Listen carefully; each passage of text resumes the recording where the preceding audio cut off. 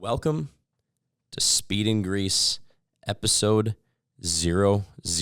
On this very first episode, I'm joined by one of my childhood friends, and 25 years later, he's still one of my best friends today, Cody Knutson. Cody takes us on majority of his life journey from the time he first ever jumped on a dirt bike to racing kitty cat snowmobiles, his pursuit of a baseball career through high school, when he was then involved in a near-death car accident and changes the trajectory of what he hoped his baseball career would end up being. But as he goes through that recovery period, overcomes that, life continues on. He finds himself on the backseat of a Merc 340 snow twister, and little did he know that would eventually turn into becoming the 2016 V-Force Pro Light champion, and then becoming a Skidoo factory rider at the highest ranks of the ice oval snowmobile racing world, racing pro champ 440. And then he kind of talks about why he ultimately decided to walk away from snowmobile racing and what he's up to now. And Cody and I have been involved in each other's racing kind of intermittently throughout each other's entire lives, and I've been a part of his in some fashion here and there, and he has been a part of mine kind of in and out as life has gone on. And I learned a lot about, one of my best friends, and learned some things that I never knew. And I really enjoyed our conversation and some of the things that we talked about and the stories that were told. And I hope you really enjoy them too. So thank you for listening, and let's get to it.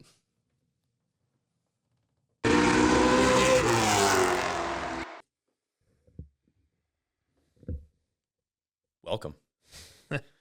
Hey, thanks for having me. No, I'm glad I finally was able to kind of put this whole Speed and Grease thing together, and I'm glad that you had the time away from Bluey and Peppa Pig episodes that that we can make this happen. So I know you don't like to miss your episodes. Yeah, no, this is really cool. Really cool project you put together here. Honored to be asked by you to come kind of tell my story, and yeah, super excited. I can catch up on the Peppa Pig a little later. So again, thanks for having me here. Yeah, no, it's I think you've done a lot of cool stuff, from dirt biking, ice oval snowmobile racing. Some of it I've been a part of in the early stages, but then I was doing other things with my own racing or whatever it was, and there was kind of a lot of it that I wasn't really a part of when it came to, really the pro light and pro champ stuff that you did with ice oval racing, and obviously we'll dive into that. But I think kind of for the listeners, I guess a little bit of backstory on us. I think when we met, I was probably 5 years old, probably 5 or 6. So that would put you around the 7, 8-year-old range. And then, I don't know, I think we probably just met from riding bikes in the neighborhood and seeing you had an awesome jump outside that I wanted to hit with my bike. And I think kind of the rest is history for the next 25 years. Yeah. Which is, exactly. Which is weird to think, wow, it was 25 years ago already.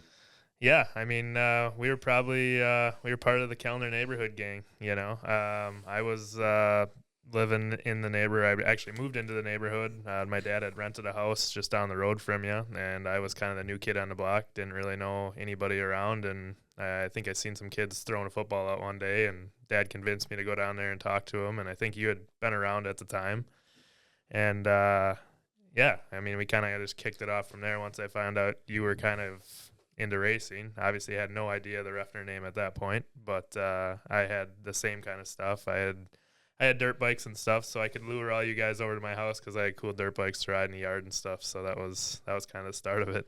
Yeah, I think in little downtown Kellner, you had a kid that was running dirt bikes in his backyard, and then you had me who had a U-shaped driveway, and we would fire up my go-kart that I'd race at the time, and we'd make laps in the driveway, and my dad would stand on the road to make sure no cars would come, and Yeah, it usually draws some attention and kids from down the block whenever that's going on. Yeah, 100%. I mean, it was we always had something going on down in Kellner. I mean, it was a cool thing back in the day to have, for whatever reason. I don't even know how it started, but it was, if you could build a jump out of plywood and have it just all the time at the end of your driveway for you to be able to just bike down the road and hit it whenever you wanted to. And we had some good crashes. We had some good cries. Had to go back home and put some Band-Aids on the bruises and scuffs and things like that. But that was the cool thing, you know. We'd always get on our bikes and we'd just make lap after lap and jump after jump and do it from sun up to sundown. So it was. I don't think anyone ever broke anything either.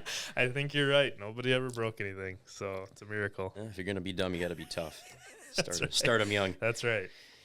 Oh, yeah. So yeah, I mean, when did you end up moving? How old are you when you moved into the neighborhood? So, I probably was in, I want to say 4th grade maybe at the time. So I think you're probably pretty close to the time frame, like 8, 9 o'clock there or whatever. We gotta stop. Okay, sounds good. We'll take a break. All right, we are back after a quick break. Sometimes you gotta take phone calls for business matters, and that'll happen. All right, we're back. We're back to her. Yeah. So you'd said around 4th grade, something like that. You moved in the neighborhood. I think it was, I don't know. I think it was somewhere around there. I was going to a different elementary school at the time. I was splitting time between my mom and my dad. I would spend a week at my mom's and a week at my dad's, and we were, my dad was actually looking for a place to rent for a house, and he had found this one in Kellner. So, it had to be right around that 4th grade-ish range. And, and the other difficult part was I was coming to a neighborhood where a lot of the kids in the neighborhood went to a completely different elementary school. So I was, really out there as far as trying to make new friends. Didn't go to school with any of them. So that was kind of a challenge right off the bat too. Yeah. I remember, did you have a dirt bike right away when you moved to that neighborhood? I mean, when did that kind of all start? Yeah. So I actually, first dirt bike I got, I think I was around age 4. My mom. I suppose, we should back up a little bit. Yeah. When did the first dirt bike come into your world? So, born in 1991. So, I would say probably around a year. I was probably 4, I think, when I woke up. I probably woke up from a nap, and my mom and Rocky at the time had purchased a bike for me got a bike for me without telling me or whatever. And there's still home video of it somewhere of me waking up, coming outside, and I couldn't believe it. There was a dirt bike sitting on the deck for me. It was a little Suzuki 50, and we had the camcorder rolling the whole time. I was all excited. I jumped right on it, and they started it up for me, and I took off. And my mom's got a pretty long straight driveway, and I was so excited. I jumped on that thing. I took off going down the driveway, and my mom and Rocky were watching me take off, and my mom says to Rocky, "Did you show him where the brakes were?" And all of a sudden you see the camera bounce, and they're taking off running after me. Well, I haul all the way down the driveway.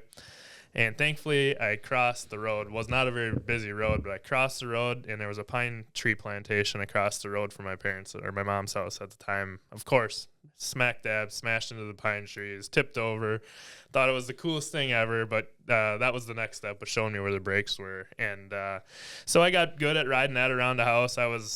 We had some trails and stuff or whatever. And my first race, I think I was age 5 over at Derrick Hughes. That was part of District 16 motocross. So that started a whole new leaf with that. And then I think it just progressed from there. So, going back to the neighborhood, my dad, he had actually purchased he had purchased a KTM 50 at the time too. So I had a Suzuki 50 at my mom's. I had a KTM 50 at my dad's. I would be riding all the time. At that point, the racing wasn't as, I guess, serious as later, but I was continuing to ride, do a lot of laps around the house and a lot of tanks of fuel. And then I think it kind of came to a point where it was like, maybe we should start racing this thing, and we did it the truck and trailer thing for a while, and then we thought, well, maybe a motorhome, So we bought a motorhome and bought a trailer. Next thing you know, we're Friday night, we're leaving to go to the races, and we race, Saturday, Sunday, come home late Sunday night. And that was, that was awesome back then. I mean, I was super young punk kid, had no idea the money, the time that my parents and stuff were spending on, taking me racing everywhere, right? So, the good old days when you didn't have to worry about that, and it was just racing, was just fun. And right, exactly. Yeah, you look back and, you wish you appreciated that a little bit more, but when you're, 6, 7, 8 years old, you could, care less about that. So, so then my dad actually progressed, and he bought my first KTM 65, and a 65 back then was a bike that I had to learn to shift with. So that was a lot of trial and error of my dad teaching me how to shift a dirt bike. And that was probably the bike I had when I moved into the Kellner house. And he had a bigger bike at the time, and he would ride with me in the yard and whatever. We'd load up the trailer and go riding and everything like that. And looking back, I wish I did more of it back then. But back then, I was more concerned like going down the road and playing with you guys, because it would be more fun to play with my friends and play football and stuff. But at the time, it's like. That's the cooler thing to do. But now it's like, man, I wish I probably would have went riding with Dad a couple more times, and not that we can't still do it today, but it would be, if I could go back, I'd probably do it a couple more times. And then when you just started out racing, would you may have mentioned it, but would you race, Saturday and Sunday, and is that the same track? How did that whole District 16 thing work? Yeah. So it first started out where it was like, it was like, state of Wisconsin and then parts of upper Michigan. And if you wanted to run for a points championship back then, they had select dates that would be points races. So I'm a little bit blurry on how it all went back in the day, where like if I was at my dad's, if I would still go racing, or if I was at my mom's, or so would I miss every other week? I don't quite remember all that. But we would, once we got the motorhome, it was like, okay, we're gonna go run for back then it was called Pee Wee Junior. I was running that class. That was with a 50, and Pee Wee Senior, and it was, you'd go to just a place off the top of my head would be like Christmas, Michigan. A place that not many people know unless you Google it, right? But they had a motocross track, so that was a District 16 race, and we would go there Friday night after work, after school, get out, go. Stay overnight in the motorhome, race Saturday, race at the same place Sunday, and then come home late Sunday night. As the years progressed on, and which ultimately was kind of the tipping point of why we had to get out of racing dirt bikes, was they started doing a thing where you would race in one place on Saturday. After the races, you'd pack up, fly to the next track, which would be, within a couple hours, I guess, of the track you were at, and then you'd unpack again and race again Sunday and get home. And it was just like, okay, this is even, it's a lot on a young kid. It was a lot, right? And it was, a lot of my parents, I mean, they were doing everything they could just to afford us the fuel and the motorhome to be able to race. I mean, we look at things now, but like back then to fill up a motorhome was like, $100, and we were like, oh my gosh. Now you look at it like a motorhome, who knows how much it is, that it's probably $200, you know? So that kind of was the ultimate demise of how I ended up getting out of racing motocross. And at the time I was, like I said, playing ball with you guys, and baseball kind of was another thing I would do and try to balance my time between baseball and dirt biking. And ultimately baseball ended up winning because it was, just a lot easier on my parents. We weren't traveling so much, and the whole the team aspect of it, and playing tournament ball and stuff like that. So that's where I ended up being done with the motocross deal. So. Okay.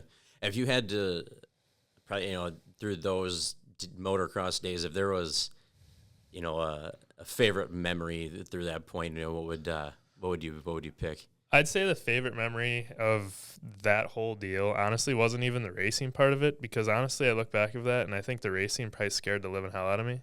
I was young enough to not realize the danger of what I was doing, but I was able to get out of it without getting hurt, and that's not what a lot of people can say, right?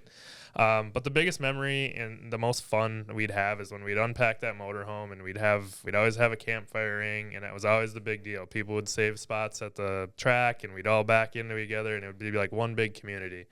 we'd all get around the fire at night, and we'd have the guys that would tell the stories, and we'd laugh till wee hours in the morning. I'd stay up way later than an 8-year-old kid should, and be up the next morning to hear of. There'd always be those couple guys that would be in the pits that would have to start their dirt bikes up at 6, 7 in the morning, and rev them up. It'd be like everybody's alarm clock. So that's probably the best memory I have of the whole deal. Yeah, I think, anyone that is in some form of motorsports, I think, or any, racing for that matters, it's those, being around those racing family people, I think that's, sometimes those stories, the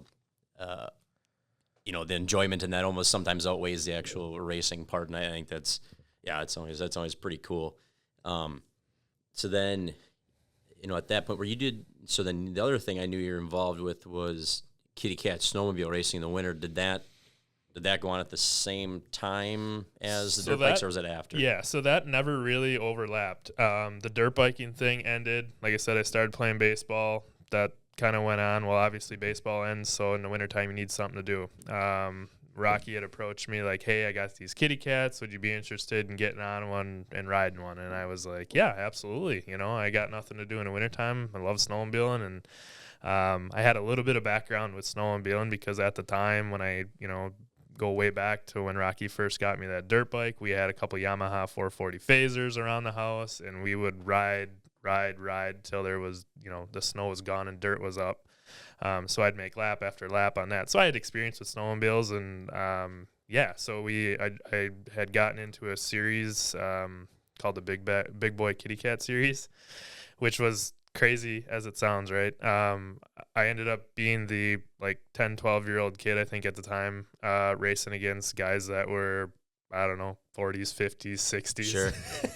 So it was crazy, right? I was the young kid on a kitty cat, I had the advantage because obviously I'm a lot lighter than the guys that are racing this. But that's kind of where I got my feet wet with it. And I ran a couple seasons with them, ended up being, an open mod champion, mod stock champion. Rocky had built all the sleds and did all the maintenance on them, had them ready to go for me. I would just show up on Saturday and run them. So that was another cool memory.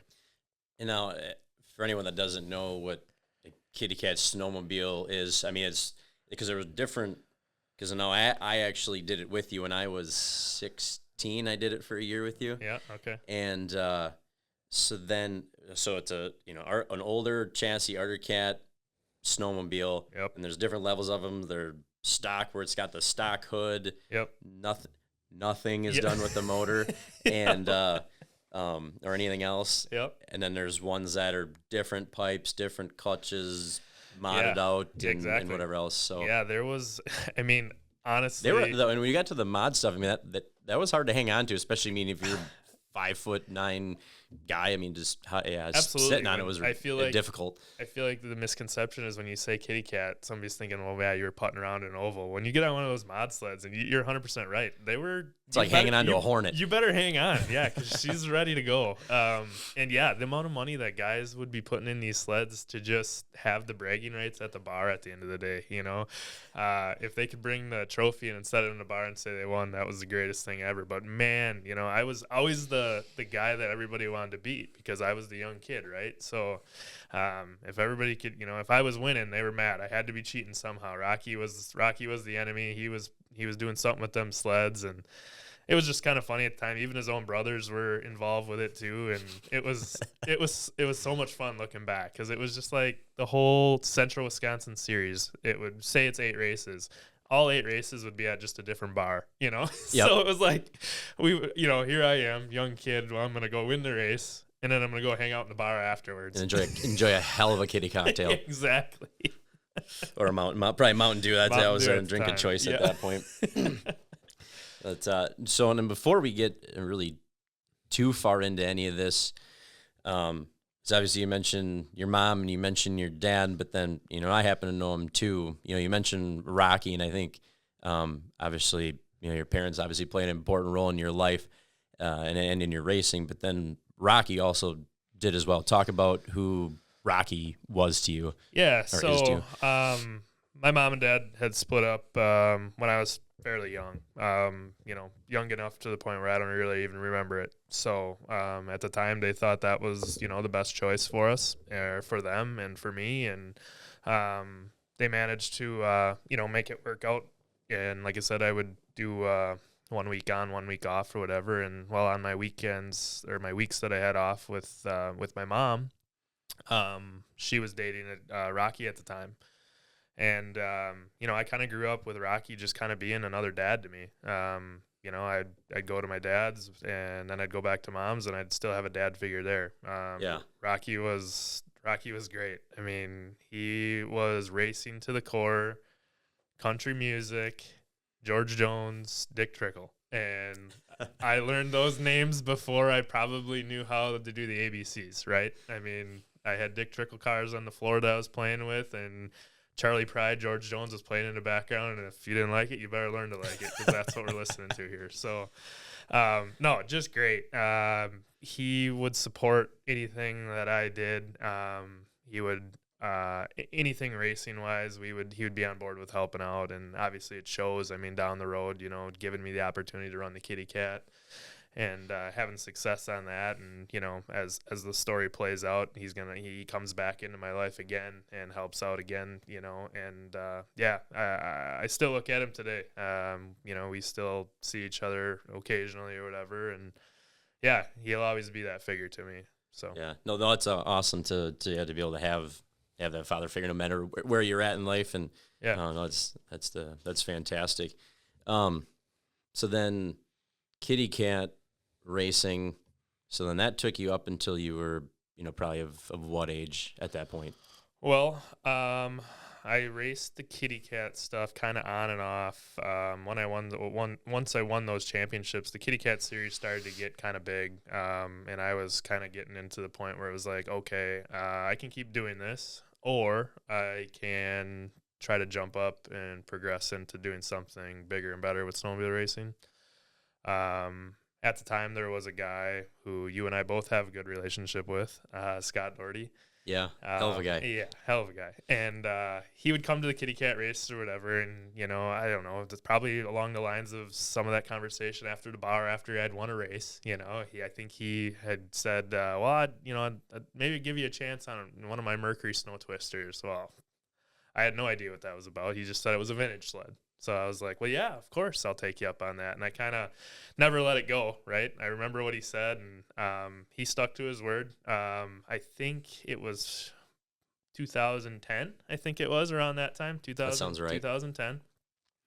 There was like one race left in the Pro Vintage Racing Series at the time over in Lake Holcomb, I think it was. And he gave me a racing coat that was probably 2-3 sizes too big for me, and I brought my helmet, and I jumped on the thing and had the time of my life. He warned me. He said, you get on this thing, you're going to be hooked. And I still remember those words from to this day, because that was always his warning to me. If you run this thing, you're probably going to end up, loving it to the point where you're going to want to keep doing it. So that off season came. He says, well, why don't we try to run a full season? And I was like, okay, great. So now I'm, a senior in high school, and I'm going over to his shop every night or a couple days a week and getting the sleds ready as the winter approaches, and just doing everything I can to try to help out and get things ready. And we go up to the first race in Ironwood, Michigan on the Mercury Snow Twister. I end up winning it. It was absolutely crazy. I think Scott was crying. He'd never had that sled. He had never seen that sled have that much success, like right out of the box, right? Sure. So we go out there, win the first race. I remember him like calling people the whole way home as I'm sitting in the back seat in Ironwood, saying he did it. He won that, or he won it. He was so happy, and that was cool. That'll always be an awesome memory with Scott. And I think till this day, the checkered flag and the trophy, I think, if I'm not mistaken, still hang in his shop. So I'd imagine. I'm sure he tells everybody still about it. So that was so cool. And I can't thank, Scott enough for giving me the opportunity. He didn't have to give me the opportunity to run those sleds, but he did. And I probably ran, I think it was probably 2 or maybe 3 years with him on those vintage sleds.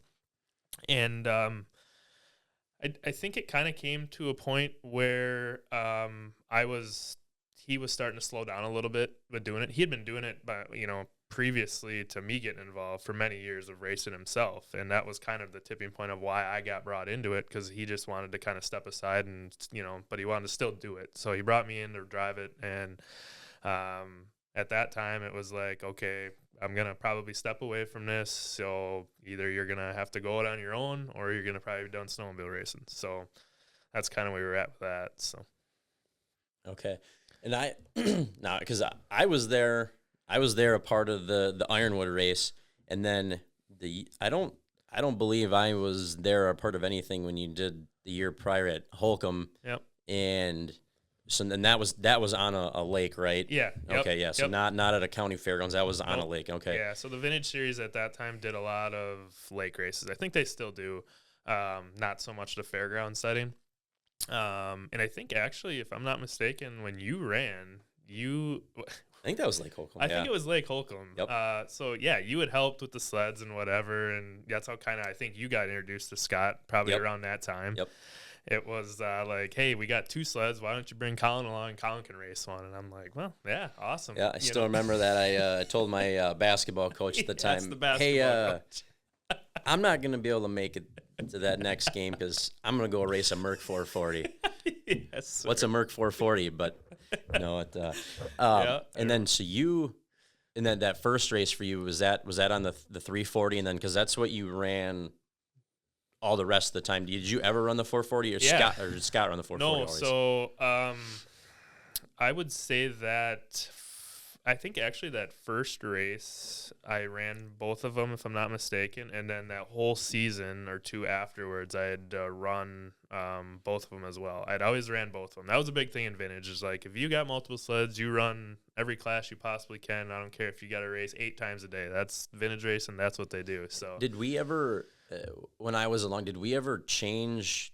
Did you run multiple races with the 340? Do we have to change anything in between? No. Well, maybe we had to change some stuff, but we ran like, I think it was like mod stock, and then I think I ran mod maybe with it because it was like, why not? I don't remember. We had the speed to keep up, so I think I ran those 2 classes with that single sled. Okay. So yeah, I was trying to think if there was like a pipe or something. I can't remember if we had changed anything in the middle of those or not. I can't remember. Yeah, we might have been changing a pipe. If I remember right, I think we were changing a pipe just to jump into the mod class. I'm pretty sure. But yeah, Eagle River, that's where I got to experience Eagle River too for my first time. You hear the historic Eagle River Derby, and I remember going up there for that and, running my first vintage race up there.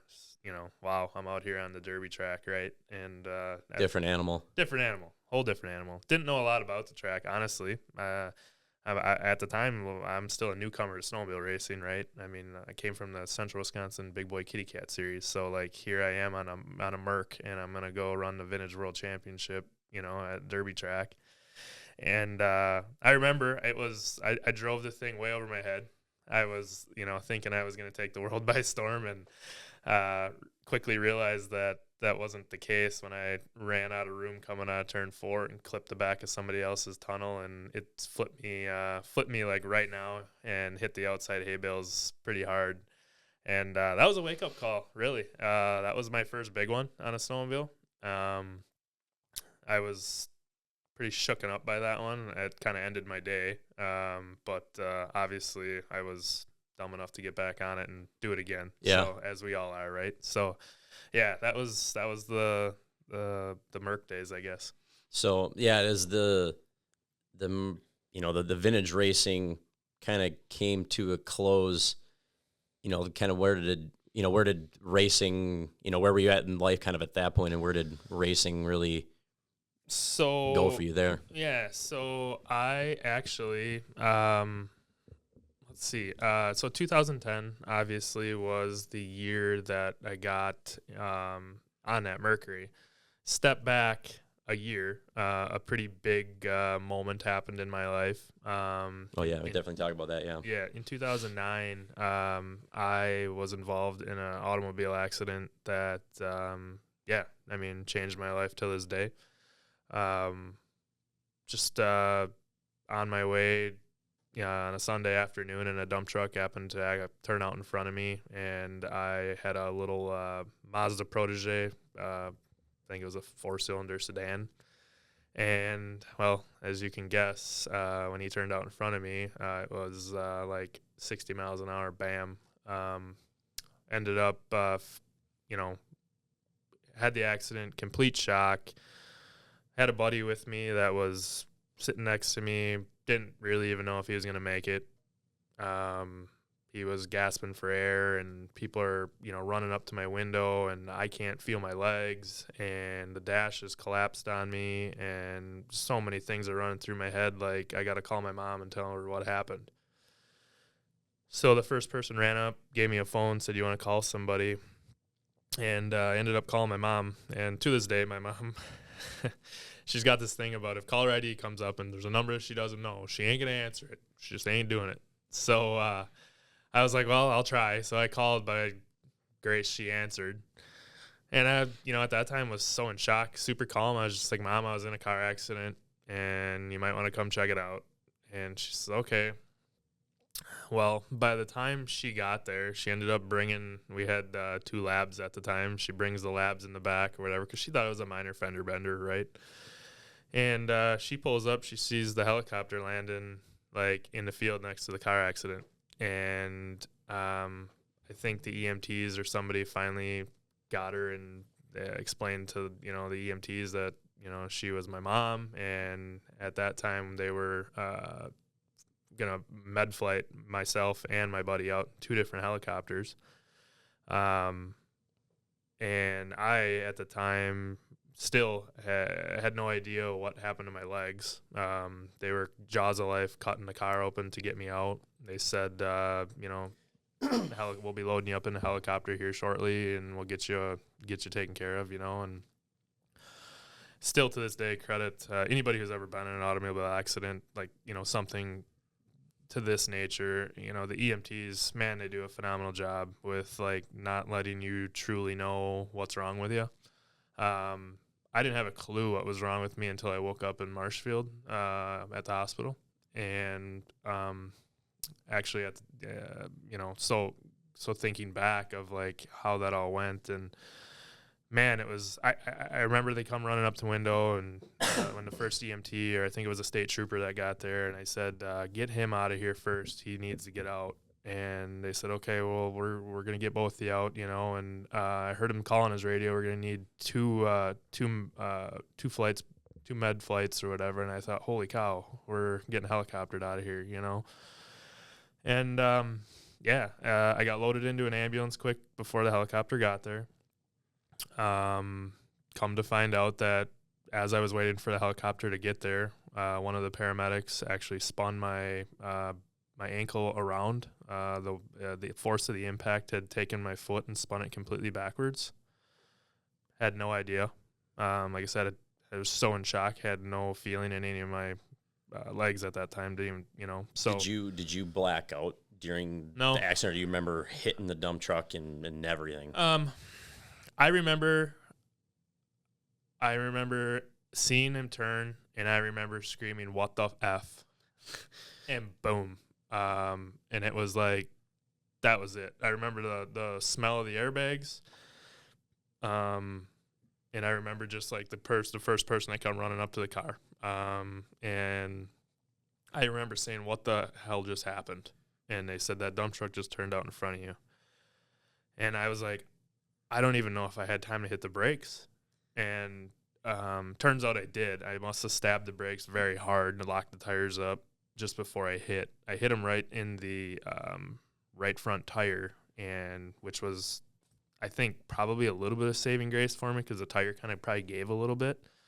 But the car was completely destroyed. I mean, it broke the engine mounts and shifted the engine back. And the dash, like I said, collapsed on me. Was your brake foot, is that the one that ended up getting spun around, or was it the other foot? It was actually, yes, the foot that I went to stab the brakes with. So, yeah, I mean, the force of me going forward and everything coming back ended up, something had to give. So, yeah, my foot spun around.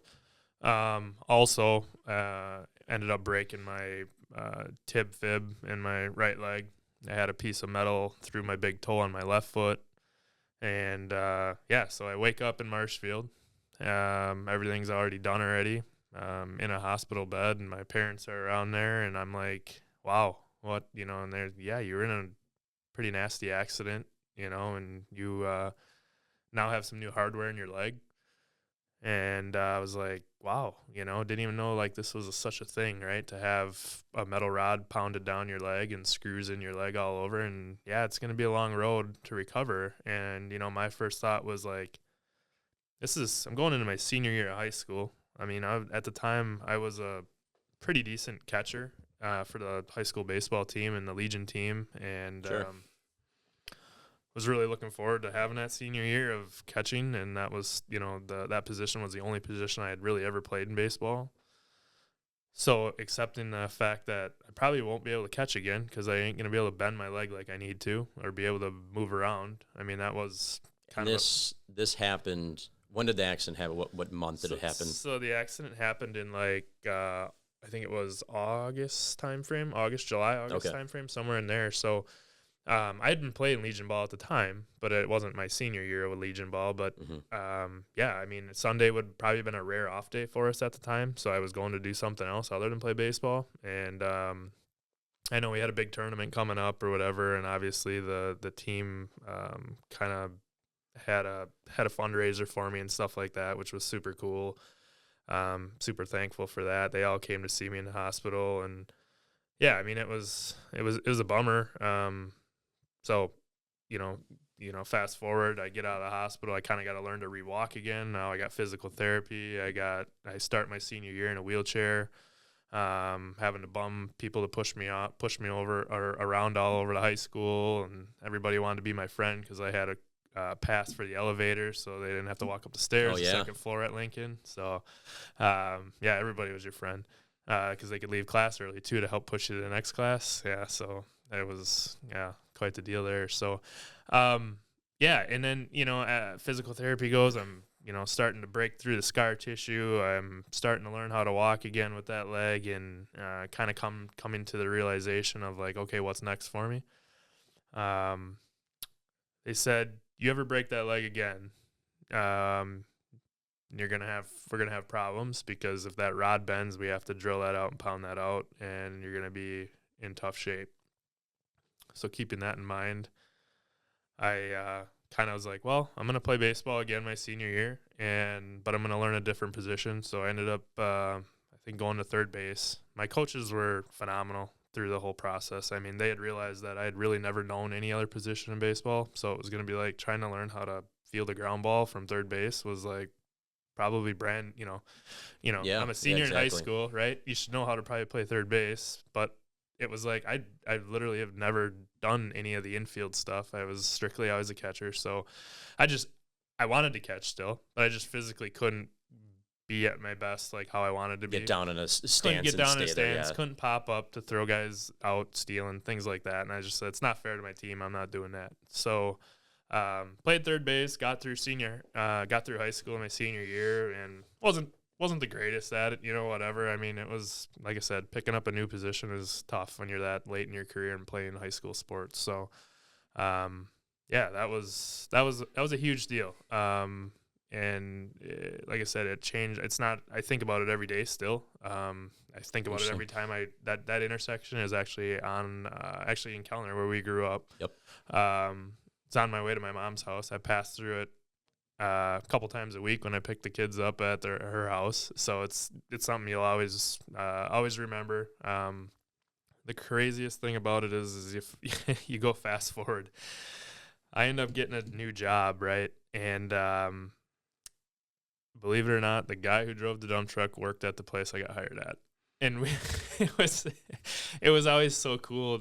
He felt so bad through the whole. Oh, I imagine, yeah. And I felt actually bad for him because he was just sick, and he'd come visit me in the hospital. He'd visit me at home when I was there, bring me magazines and stuff, anything I'd need, And it was so cool. I kind of built a relationship with him that way too. So it was so cool to, move forward, go down the road. Next thing you know, we're working together at the same job. So that was interesting. Yeah, that was cool. And I mean, really, when it, after you get a rod pounded in was it just one rod? Yep. Okay, and then, I think I remember you had screws and everything, ankle and knee, didn't you? Yep. Screws holding it all in place. The rod is still in there to this day. Always will be. There are some screws still in there. I ended up getting some screws taken out down the road because they had started to kind of work themselves out, which was expected. It may or may not happen, they told me, and it kind of just was giving me some discomfort. So we went in there and removed them. So still got those babies in case I need to use them to put something together on a project or something. Yeah. I mean, really, what was that road to recovery like? I mean, did you have any it was low moments, or was it a pretty smooth progression? It was tough. Just from the day getting out of the hospital. I mean, I spent probably 2.5 weeks in the hospital. Couple different surgeries just to try to, I had to get that piece of metal out of my toe. I had to go back in to do this, and I had some pretty nasty seatbelt burns from the seatbelt locking up on me. And, I could retell the whole story of how everything happened in my, as I'm laying in my hospital bed, and my mom at the time and my parents were concerned that, maybe I should start talking to some psychiatrists and stuff like that to try to get some help, because is this stuff going to haunt me down the road, and really? I assured him it was fine. We had one come in at the hospital one day, and I said, no, I'm fine. We talked about it, whatever. And I said, honestly, I'm kind of just happy that I can remember a lot of it and be able to tell this story someday. Right. Thankful. I haven't touched on that, but my friend turned out to be just fine. Had a couple of head lacerations and some stuff from the glass of the windshield shattering, cuts on his arm and stuff. But from where he was at, he just got the wind knocked out of him severely from our impact. Okay. And that's why he was gasping for air. But, at the time, I thought for sure he wasn't going to make it. And, you're what are you, 17, 18-year-old kid, and you're looking over at your buddy gasping for air. You think, holy cow, I'm going to watch my buddy, die here. And right next to you, yeah. And, so still to this day, I'm friends with him too or whatever. And, one thing that, we'll always remember. And, it's just a life-changing event for sure. Yeah, no, yeah, for sure. And, I mean, having to, now live with that rod in your leg and screws the rest of your life. And, so then, so you make it through senior year, all of the physical therapy, all that stuff with your leg. Then where did, so you obviously graduated high school. I'm sure they let you do that. Yep. So by the time I actually had graduated, I had been walking again. So that was, the therapy actually happened pretty quick. Like I got in there day one, they started reefing on that knee, breaking through all that scar tissue. One of the most painful things in the history of pain, I feel like, but breaking through that initial scar tissue, bending that knee. They had me up and walking like fairly quickly. I was definitely in there a couple times a week, pushing through it. And because I wanted to get back out there for that baseball season, right? So that was like my biggest thing. Like I got to go for that. Got to go, and got me through that. And to this day, that the hardware and stuff doesn't really bother me anymore. I mean, every now and then I'll feel it. But I got a pretty nasty indent still to this day on my just above my ankle on my right leg from the bone actually had come and pierced through the skin for when it shattered. And they had to do a little bit of plastic surgery in there to get that kind of, sewed back up and somewhat look presentable now. So when anybody kicks me or anything there, I'll pull my leg and show them, what'd you just do? You see this big dent in my leg. Oh, yeah. So, it's pretty cool. Yeah, did you play any other sports during your high school time did you miss anything else because of that you were involved with, or chess club, anything like that? Yeah, I should have been playing chess club. If I would have went that route, I would have been a lot better off. But no, I had played baseball all the way through, and then I had played football freshman, sophomore year, and then I got out of that after that and was strictly focused on baseball. Baseball was, like I said, a huge thing for me. I got along great with all my coaches, and I thought for sure that maybe if I'm going to go college, that maybe this will have something to do with it at that time, obviously before the car accident. I was called up to the varsity team fairly young and played on the varsity team as a catcher for all my years in high school, and except for that final year. So that was kind of a thing where it was like, well, obviously now you got the car accident, now you got this leg deal. That's not going to work out for you. You need to find a different route. So, yeah. Yeah. So like I said, they let you graduate high school, and you graduate high school, and then kind of where did life take you? So graduated high school and kind of got right into working. Started working with a landscape company in Plover. So I would do the commute to Plover every day. And then came along, back up a little bit when Scott told me about the wintertime about snowmobile racing, going to either be done or you're going to have to do something on your own. I thought, well, I'm going to need something to do, and I really like this snowmobile racing stuff. I'm not ready to be done with racing. It's something that, as you know. Scott was right. You jumped on it one time and you were hooked. Yeah, he was 100% right. But at that point, I don't think he even knew how right he was, because I didn't realize how far it was going to go either. But I searched and searched and searched on the web pages back then and on the forums and what's for sale out there. And I had found a limited 500. This was a modern sled now, racing with the USSA series. I was a young kid that just didn't care, wanted to race snowmobiles. So I went and paid some, at the time I feel like wasn't that bad, but I look back and think, wow, I paid a lot of money for that sled. But yeah, I ran limited 500 and got some guys around to give me a hand and start helping me out. And some of the guys didn't have a clue what a wrench was, but it was cool to have a team, I guess you'd say, the image of having a team, right? My dad and Rocky was around again, so we ran the USSA series with that, and we didn't, we had some kind of an idea of what we were doing from when we were racing vintage sleds, but when you run the modern stuff, it's a whole different animal, and we quickly found out that we were getting ourselves into a whole different deal.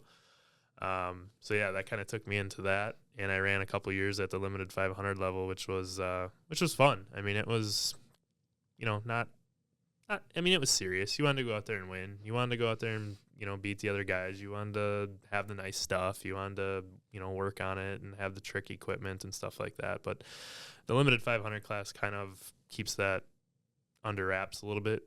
It's not like money's the main object there, like a lot of, racing is. So that was fun. Got my feet wet on the modern stuff. The speed was a whole different animal. I mean, I was going a lot faster than I was on the Mercury.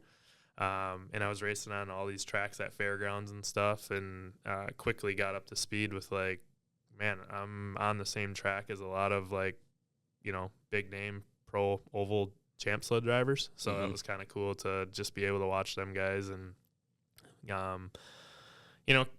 kind of thought, I remember this till this day. I mean, I went to that first race and watched them pro champ guys go by, and I said, Rocky or somebody, whoever was standing next to me, and there's no way in hell I'll ever do that. No way. That is nuts. They'd come flying by there, and you would barely even be able to see who it was. They'd Grip the throttle, and they're going sideways. Right? And, throw it sideways, and I thought, oh, my gosh, how? And so fast forward, run the limited 500 a couple years. Well, one day, I don't know why, I'll still to this day remember where I was, what I was doing. I was riding with some buddies over in the Appleton, Oshkosh area. I think I was visiting a buddy from college. And going through Marketplace, I think it was, and I see a 48-foot trailer for sale, Matt Schultz Racing. I thought, man, he's like one of my idols. Like, watched him on the champ sled, one of those guys I said, I'll never do that.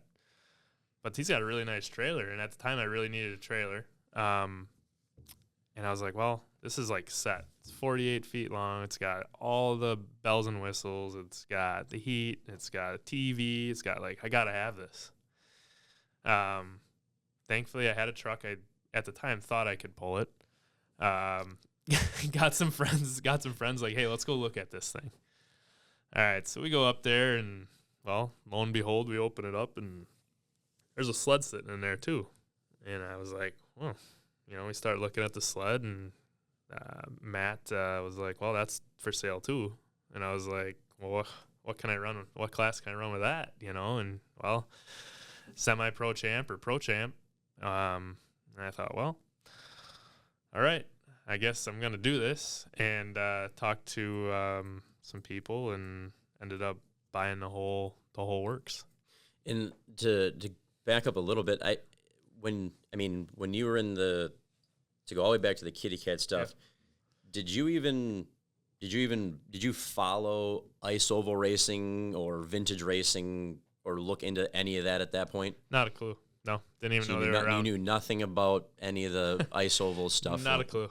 Nope. Rocky followed it a lot better than I did. I mean, he'd been up to world championship, stuff like that, and he'd tell me. If you're on a skidoo, Rocky knows your name. Yeah, absolutely. You're a big thing in his deal. So, no, I didn't really know anything about it. When I ended up being done racing the vintage stuff, and when I started racing the modern stuff, I actually had a lot had happened just in that time period, because it was like, okay, I'm going to jump into this modern stuff. Oh, here I've finally started hanging out with a woman now that's becomes my wife, right? So now I'm married. I guess I should step back. No, never mind. I'm dating her now. Felt like I was married. Right to marriage. Felt like I was married, right? No. We ended up buying I bought a duplex. I'm living in half of it. I'm renting the other half out. I'm like 19 years old, making, going to an auction and bidding on buying this duplex, right? Like, I'm the youngest person at this auction place by, I don't know, had to be 10, 15 years at least, right? Well, I take my grandpa there. I bid on it. I get that duplex. Well, I'm moving out of the house. I'm moving to Plover because that's where my job is. Now I'm living in this duplex. Well, hey, I got a girlfriend. You're going to come live with me now too. So we did, and that all worked out great. And yeah, you fast forward a couple years, and then you have this opportunity to buy this sled and this trailer. And I remember sitting out in the front yard with her one day, and I'm like, I really want to do this. And she was like, well, where are we gonna put it? Like, I didn't have any room, I looked at the side of my house, and I was like, well, I maybe could fit it over there, but I gotta take a bunch of trees down first, So it was like, just, we're buying it. I don't want to miss out on this opportunity. She's like, all right, I support it. Let's buy it. So I bought it, and I don't even know if at the time that it was like, I'm gonna buy the sled too. I don't know where that came into the picture of it, but I don't know if I had to convince her on that too. But during all that, I buy the sled. A new class comes out. It's called V-Force Pro Light Championship. They're basically a stepping stone class that you can run, basically semi-pro champ. You can jump up into the champ class then after. V-Force, which is a Reed company for engines, snowmobiles, and ATVs, all that stuff. They were sponsoring the class, and it was like $750 to win a week. And I think at the end you got I don't even know if it was $1,000 or $2,000 points championship fund. So you were thinking of quitting the landscaping job and just I was thinking full ride on this. Yeah, yes, we could make $750 work for the week.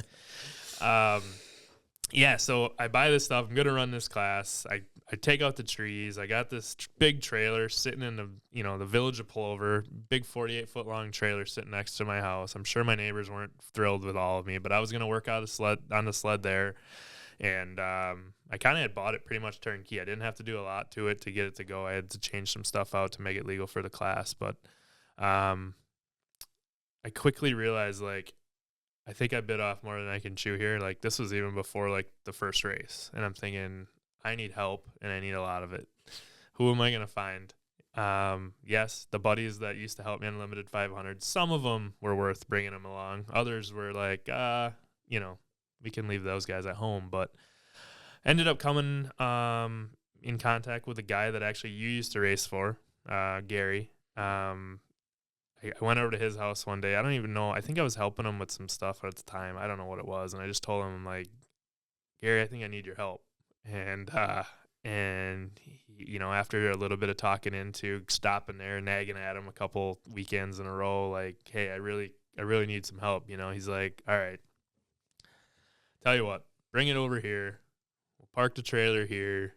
We'll keep the sled inside it, my garage or my shop, and we'll work on it here. And holy smokes, I was like, that was the turning point to my racing career right there, snowmobile racing wise. I now had a place to park my trailer that was out in the country that nobody really cared. I had a amazing shop, as you know. He's got a very nice facility there. I had knowledge. I had a guy that used to race snowmobiles himself, now working on my sleds. And then it just started to compile from there. My uncle Jeff jumped on board with me. He was helping me out. Kyle, Bernie, during the beginning phases, we had a couple different guys coming in and out. But it was the closest thing to, I feel like, a factory deal at that time. That, I mean, we would go, Monday night, Tuesday night, Wednesday night. We'd all meet there after supper. It'd be 6 o'clock-ish. We'd work in the shop till 10 o'clock at night. Thursdays, we'd get the sled ready to go. Friday, we load it up and take off and go to the track. And it was so cool. The team camaraderie we had back then was, like I said, I was on cloud 9 because I had like everything right here. I just had to capitalize on it all, right? And that first year we struggled. We ended up taking that engine out of that sled more. I think we wore out the bolts on the head trying to get the engine out because we would go out to the test track. We'd blow up lap after lap. 2 laps, boom. 2 laps, boom. What is going on? We're trying to get ready for the first race. We can't even make the sled last more than 2 laps. Well, going back and forth with Matt and, what are we doing wrong? Here we might be running the wrong fuel, so we start running a different octane fuel, and okay, the timing curve is set up maybe for a champ sled still, so it's a little radical. We better turn that down a little bit, so we turn that down. Well, finally we can make it live. So I ended up running this V-Force class that year, and things went okay. I mean, we learned a ton. I wasn't like dominant by any means, but it was still a lot of fun. I mean, we ran the full season or whatever, and I can't quite remember where we had ended up finishing or whatever, but we knew that definitely gonna stick it out and do it again, right? V-Force came back on board again for the series the following year. I think that was like 2016 now we're at. That season was like, all right, I'm going all in here. We're going to have custom everything. I just remember sitting every night sending proposals out to any name I could possibly think of just to see if I could get something back. I didn't care if it was a product sponsorship. I didn't care if it was a small amount of money. I didn't care if it was like, hey, we can't help you now, whatever. But I would put all that stuff down on a sheet of paper, like who I contacted.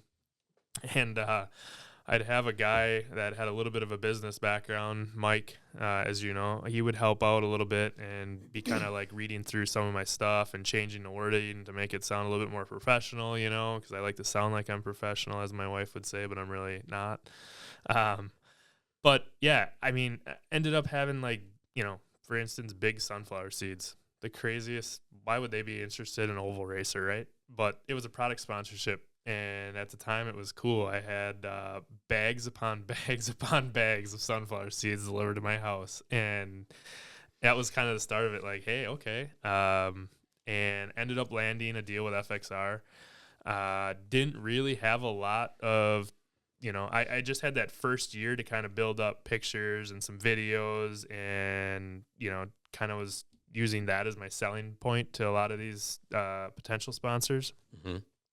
FXR's like, boom, we're going to jump on board with you. And I was like, okay, great. Well, we're going to give you this, this, and this. Next thing you know, I got boxes on my doorstep full of gear for all the guys from head to toe. And I was like, this is wild. I don't owe anything. Like, this is all free. And yep. That was huge. That was like, okay, so now I've got these guys helping me. We go to the shop one night and I start handing it all out to them. And it was just like, holy cow, like we're the real deal now. I take the jackets over to the local embroidery shop. They're on board. They're starting to put our name on the stuff.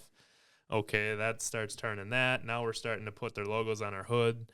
And Lucas Oil comes on board, NGK spark plugs. Like, all right, this is really, now I'm feeling a little bit of pressure. Like, okay, now I better perform a little bit because I got all these names. I'm starting to look the part. I'm looking cool, right? I got the trailers now fully wrapped. I got the sleds all dialed up. I got my gears all dialed up. I got, all these jackets with all the sponsors on the front of them and things like that. So it was it was crazy to build up to that season, to get all that stuff in order, get all the, I had a trailer, I had tools. I mean, Gary's, well, we got to have these tools. So I go to the tool store and I just buy a ton of tools just so I can load the toolboxes up. And this is all before the first season in Pro Light. Yeah, because it was like I had a small Craftsman toolbox. Gary's like, well, we can't go with that.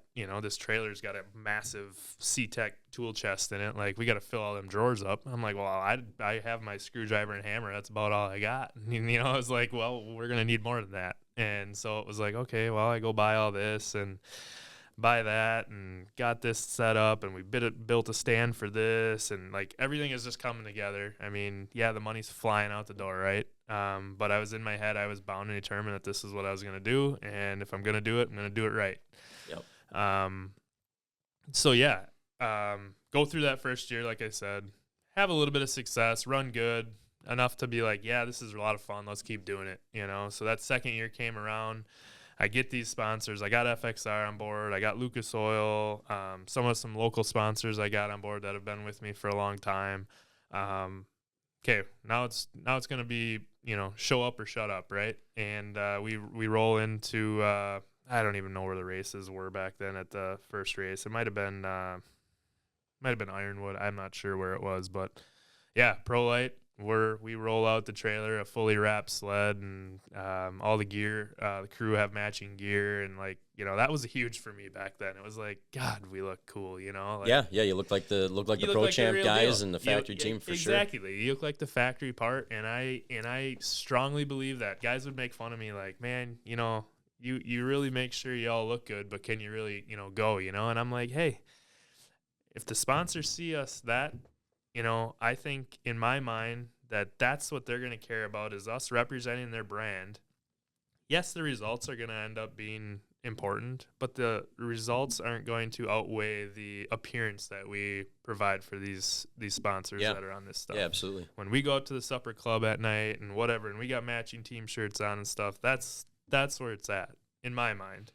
And it had been working for me. So I truly believe that, and I still believe that to this day.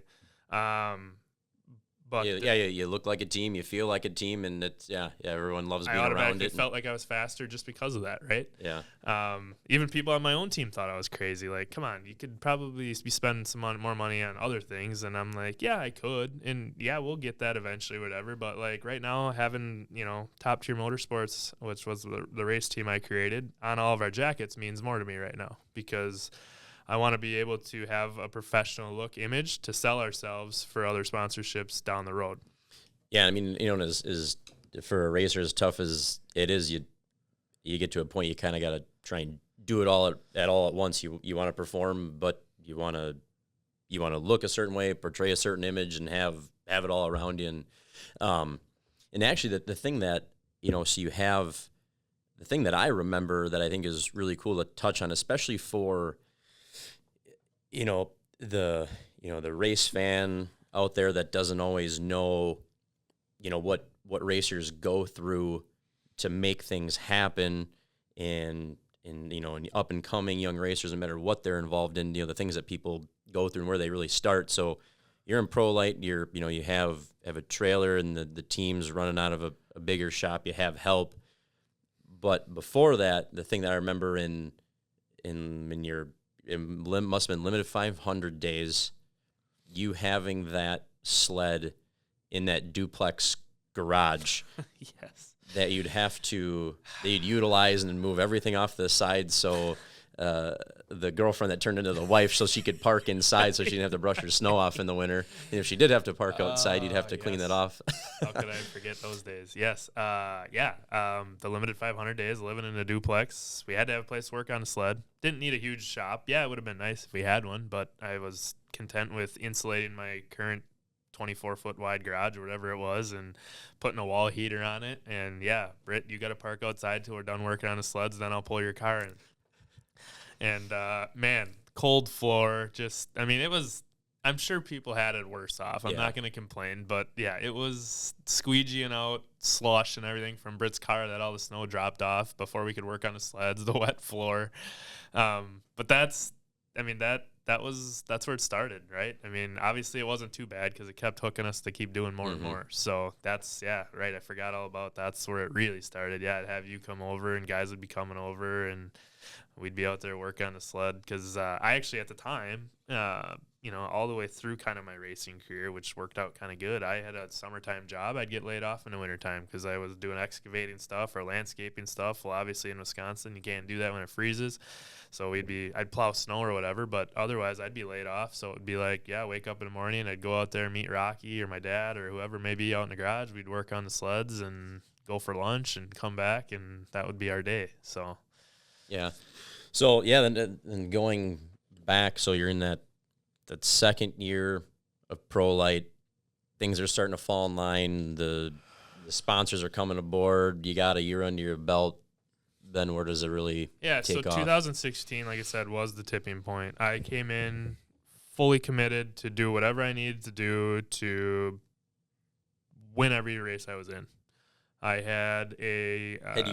Had you won anything prior to that year? Yes, in your first year in Pro Light? Yes, first year in Pro Light, I had won one race over in Alexandria, Minnesota, and that, like I said, that probably really hooked me to like, okay, now I know what we need to do. Now I know what work we need to put in.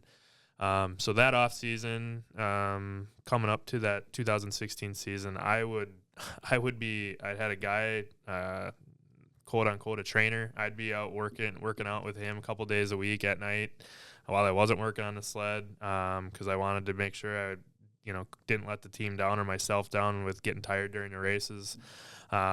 We were all in on everything at Gary's shop. I mean, we had all the trickest of the trick stuff going on. We had shock stuff we had going on. We had this stand built for this, and we had a backup engine, and we had all the trick stuff was coming into play. Like all the stuff that I feel like snowmobile racing at that level is all about, like innovative stuff, building stuff. We had not a CNC, but we had a lathe there. We were making stuff. We were making custom parts for front end geometry in the shocks or in the skid frame, things like that. So I had my buddy who also had been along with me for a ride, his name Lee.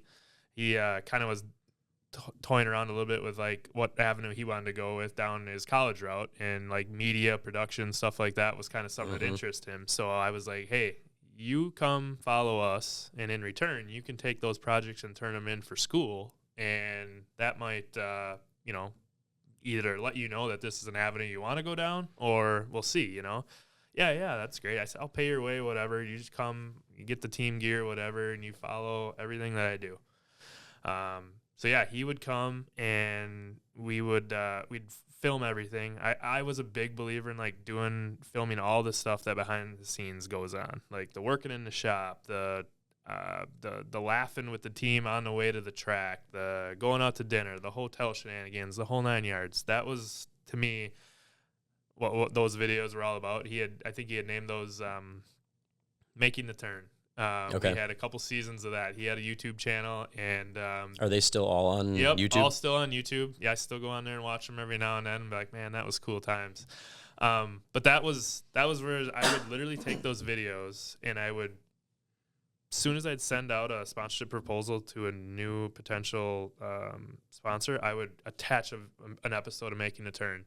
Okay. And I had so many sponsors be like, we didn't really have an idea what snowmobile racing was at the time. And when we looked at that video, we were like, man, that's pretty cool. You guys are really going fast on ice. They were like, we thought you drove on snow. And I'm like, well, yeah, I mean, they are snowmobiles, but this is strictly ice oval. Like I can't even drive this thing in the snow. It is a sport that has always, there's been stints of live streaming and some TV on a little bit, but it is such a cool sport. I'm surprised that, it's really never been consistently on TV or anything, but like anything, it takes money and all the other, things that go along with it. But yeah, a lot of people don't really, what's ice oval snowmobile racing? We grew up, 2 hours away from the mecca of it, and we really didn't know what it was either. Not a clue, right? Because when we got involved with this sport, it was kind of like, it was already kind of on the downhill. Like Eagle River didn't have I don't know what it was, 60,000 people around the track or whatever on a Sunday to watch the World Championship. Like, those days were in the past, and it was kind of on its demise going downhill a little bit. But anyway, so that 2016 season, we ended up going every track we went to. We unloaded. We were so close on being perfect. I would go out there and I'd come in and be like, I don't really need to change much. And Gary was a firm believer. Well, we got to change something. Yep. Got to try to find something else because other people are changing something. They'll catch up to us. So I was like, all right, well, don't go too far. I'd go out there and be like, I think we went, too far or whatever. Or otherwise, majority of the time was like, okay, that was good, Gary. Let's just keep going, But we ended up winning. I want to say we ended up winning every final but maybe one or two of them that year. I mean, we went to a Wyawega, and every heat, every final I was in, we won it. The whole weekend. Won every race. It was a clean sweep. Because you would race Saturday and Sunday, and right? Sunday. So only one of the days would be for the V-Force money, and for that, so it's typically always a Saturday, I think it was. So like Saturday we do that, and then Sunday would just be for USSA points. Okay. So it was same track, obviously, same series, but the points payout was different for both days. So that weekend, my Wyawega was, very close to us. I had all my family there. Ended up never losing a race. It was the coolest feeling on earth.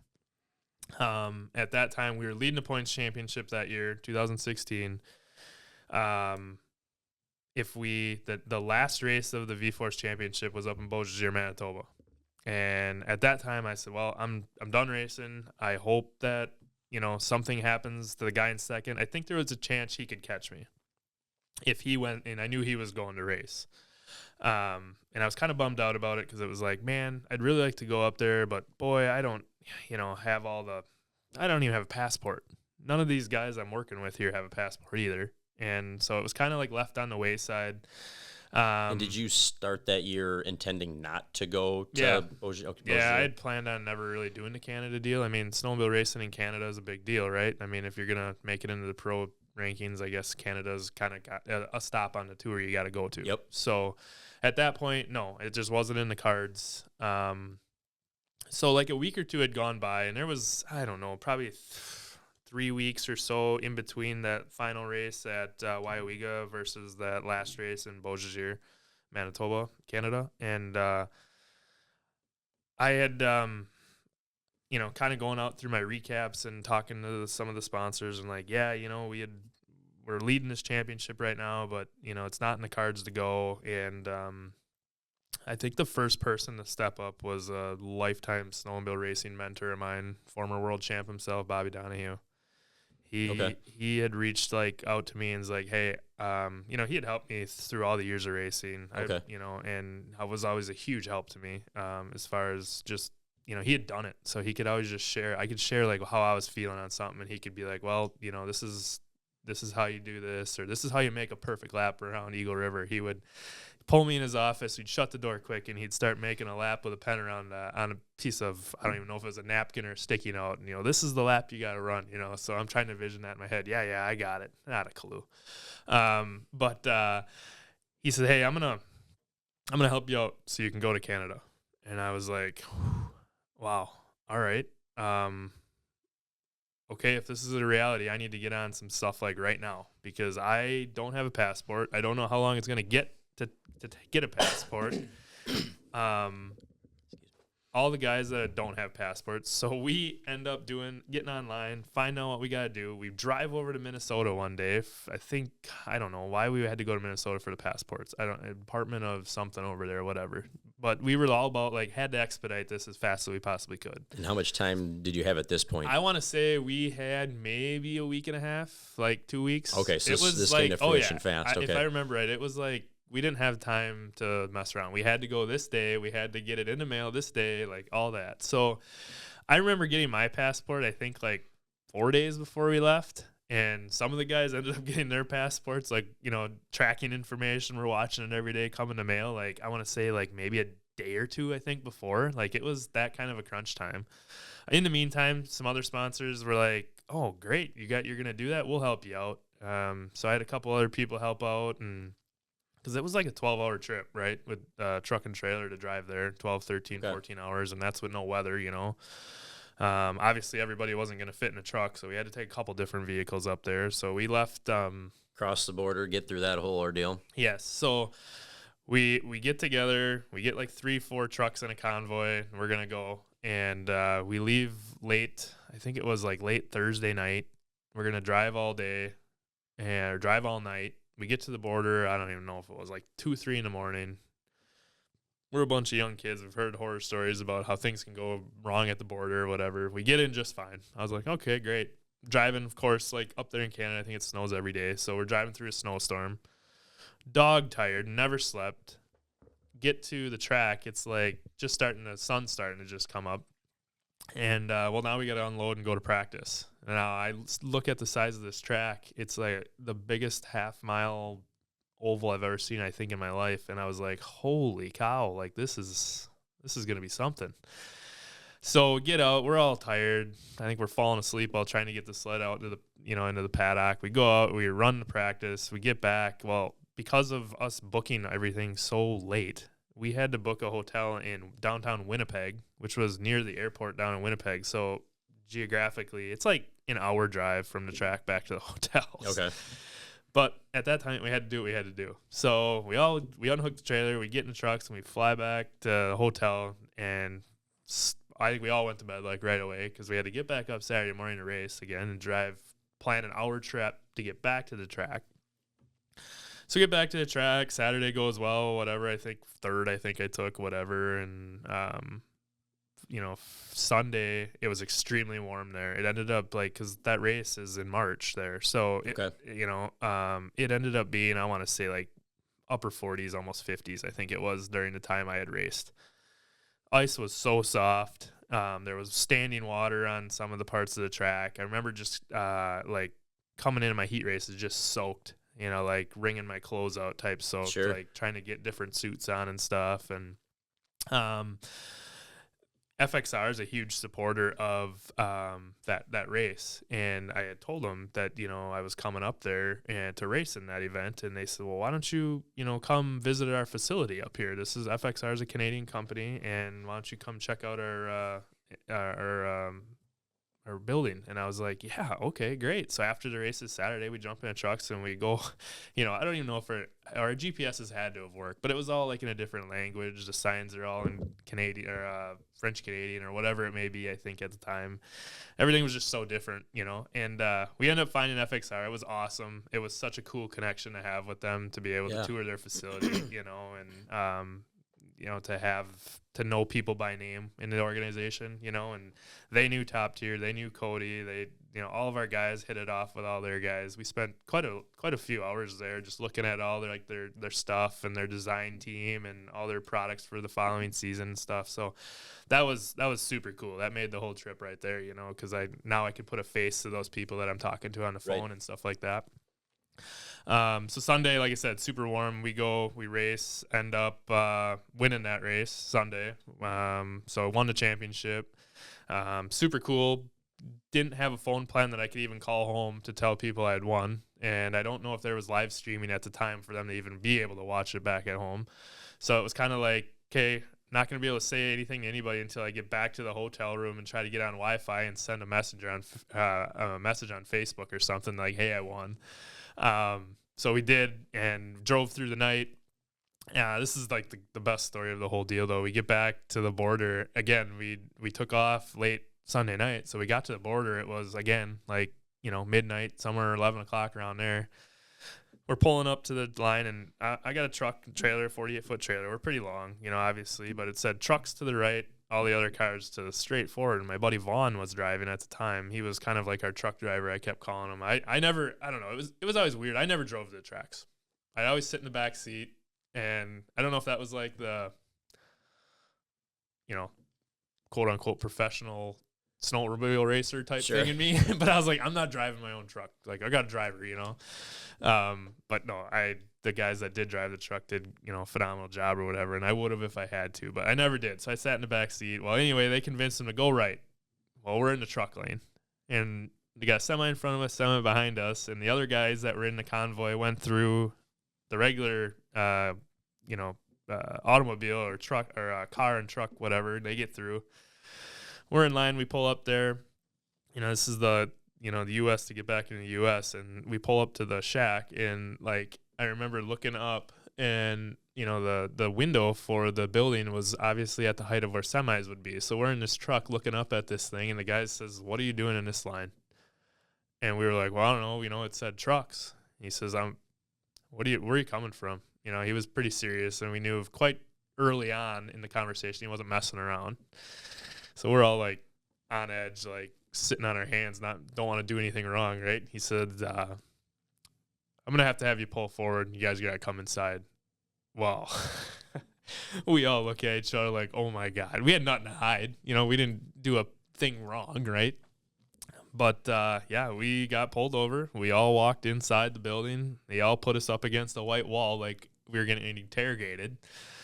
I know we were all just like shitting our pants, right? Because what's going to happen here? And he takes each one of our passports, and he's sitting behind his desk, and he's typing in our whatever information. He looks up at us and then doesn't say a word and does the next guy. And I'm just like, oh my God, like this is just putting a whole sour taste in my mouth from this whole damn trip, right? Finally, he goes, "Who's driving?" And like I was like, "Please raise your hand, Vaughn." "I'm not." And Vaughn kind of creeps his hand up or whatever, and he says, "Here's a ticket. Type this ticket in, number in at the gate. It'll open up for you. Welcome back." And I was just like, Nothing ended up happening. He's like, "You guys scared the hell out of you." Yep, and absolutely. See you later, guys. Yep, absolutely. Yep. And that was like my memory we took from that. Like the whole way home, we were like, "Holy crap, dude! What the heck just happened?" But yeah, that was the coolest story from that. So we went on, like I said, win the championship, have a hard time getting even back in the United States. We almost were going to stay in Canada for the rest of our lives, but end up coming back, and that was awesome. We had a huge party at the end of the year. I invited everybody that kind of had helped me throughout the way. I had all my sponsors that were local and wherever to come. We had special shirts made of V-Force Pro Light champions. It was cool. We had it.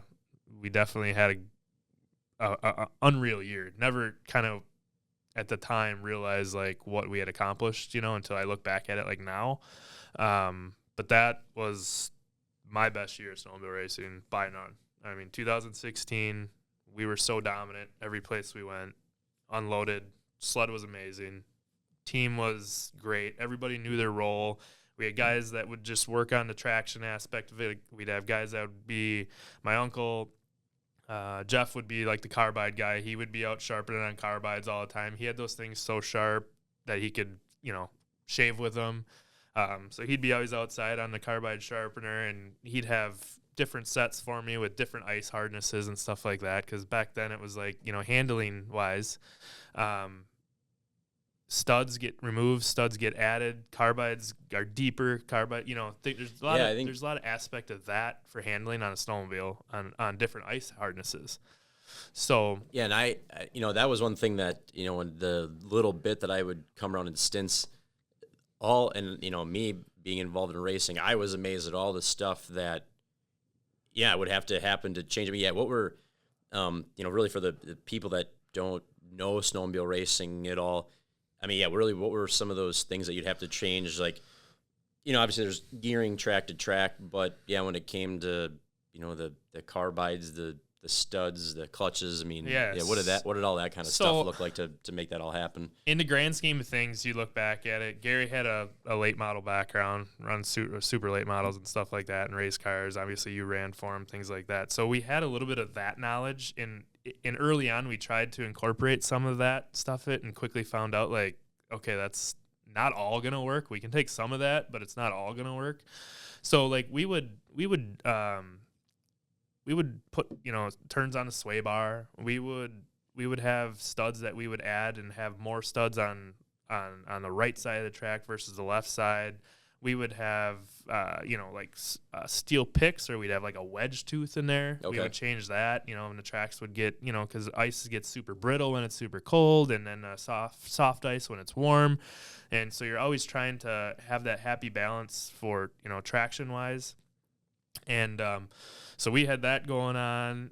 Shock stuff. We had Fox Pro adjustable shocks. We were putting turns on them and clicks, and we had the cans separate that we would put clicks on, stuff like that. And that was a lot of our adjustment stuff. I mean, the sway bar and putting turns on the shocks and stuff like that. And then just traction was huge. I mean, you never wanted to be spinning.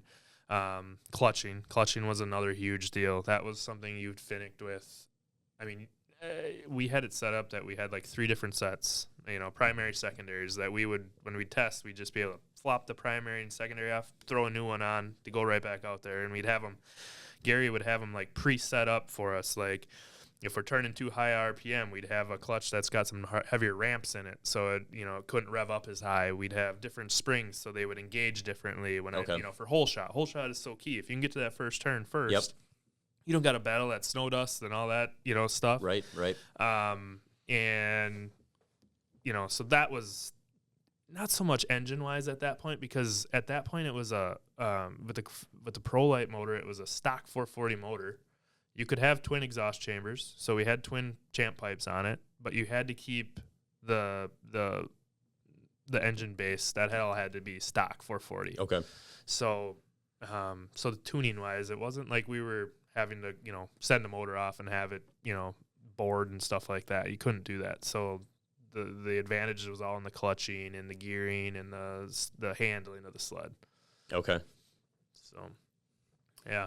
And so we would do that. And like I said, through that year, I mean, everybody knew their role in a team. It was so cool. We had so many people like come up to us and just be like, man, you guys really have an operation here. Like, this is cool to watch. I mean, I'd have people that had followed me on social media when I'd go over to like Fargo, North Dakota to race. They'd come up to me and be like, yeah, we've into the hotel.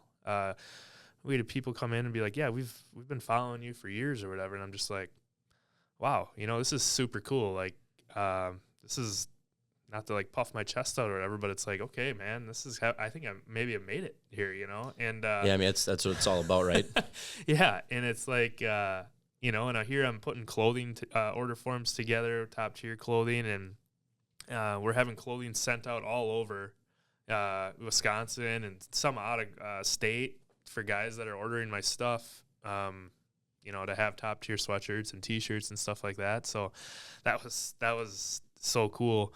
So after the Pro Light Championship, you were either forced to move up into Pro Champ, or you could stay in Pro Light, but you'd have to start in the back row of every final that you'd be in. And I think it would be like, I don't know if it was like 100 feet back or 175 feet back or whatever it may be. Like it wasn't worth staying in Pro Light anymore. It was a drastic, like, okay, that kind of stinks. Work your butt off, win races, but in the final you got to start in the way back.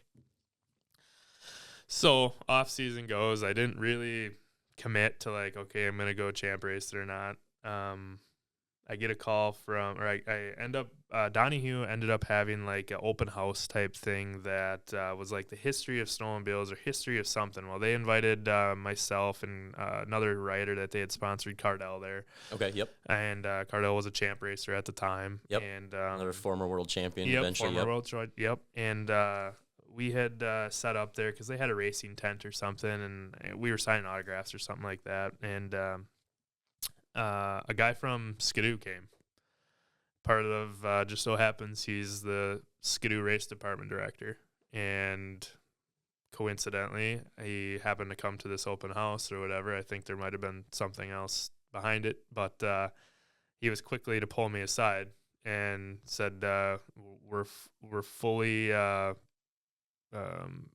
we fully understand and have been watching you through this 2016 season and how dominant you guys have been, the image that you guys put on at the track, and we want to do a deal with you. And I was like, even now I get goosebumps thinking of that.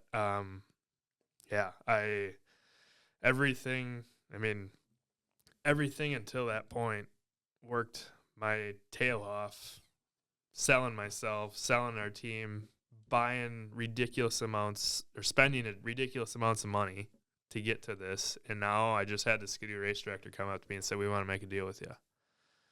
Wow. A Skidoo factory racer? never in my life let's go back to the kitty cat days. Let's go back to the riding the Suzuki 50 at the end of the driveway at my mom's house, right? Crashing into the trees. Fast forward to 2016, 2017, I get a deal from Skidoo. Where 5 years prior, 5-7 years prior, you didn't know much about the whole ISO world at all. Absolutely. I call up Scott Doherty, and I said, Scott, I'm never going to forget the words you told me. You told me the minute you get on this sled, you're going to be hooked. And even then, at that point, he didn't realize what I was about to tell him. I said, Skidoo just offered me a factory deal to be on the Skidoo team.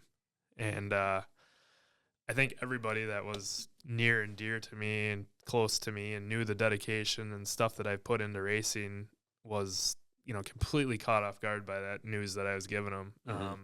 And it was awesome. Next thing you know, I'm going to Heydays. I'm signing autographs with the Skidoo racers. I got, pro snowcrossers next to me. I got Matt Schultz, pro champ racer next to me, and I'm in line with them guys signing autographs. And it was just like, holy cow, this is the real deal, And when that race director, when he approached you, did he get specific right away? Hey, this is how we'll support you, and to where you're like, hey, yeah, this will make it all worth it. This will make it financially feasible. Yeah. No, actually at the time, I didn't even think to ask that stuff, because I was like, factory Skidoo, I'm doing it, whatever. Yeah, whatever. You could give me $5, whatever. No, at the time it was like, hey, we'll talk more, but I just wanted to introduce myself and tell you that we're wanting to do a deal with you. So keep that in mind. We'll be talking soon. We'll get everything set up. And I was just like, okay, cool. And at this point, how close are you to race season where you got to get yourself ready to commit to it? This is the middle of summer. Okay, it was at the time where it was like, okay, I got to do something here. Mm-hmm. I think at the time we were just in the mix of, if I'm not mistaken, I maybe had sold that first champ sled I had bought from Matt and got hooked into buying another one from him. So I ended up buying, I updated a couple of years. I would always buy his sled that he ran for a year. I think he'd always build a new one every year. So he liked you.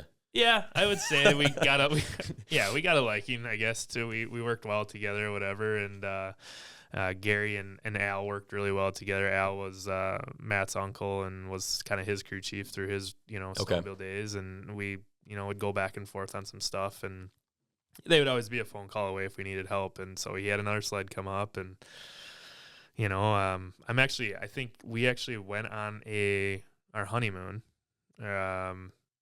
No, I don't know if it was we went on vacation. I don't know if it was on our honeymoon or not. It might have been, whatever. Well, during the time I'm gone, kind of had this deal going. Gary sells my old sled while I'm gone.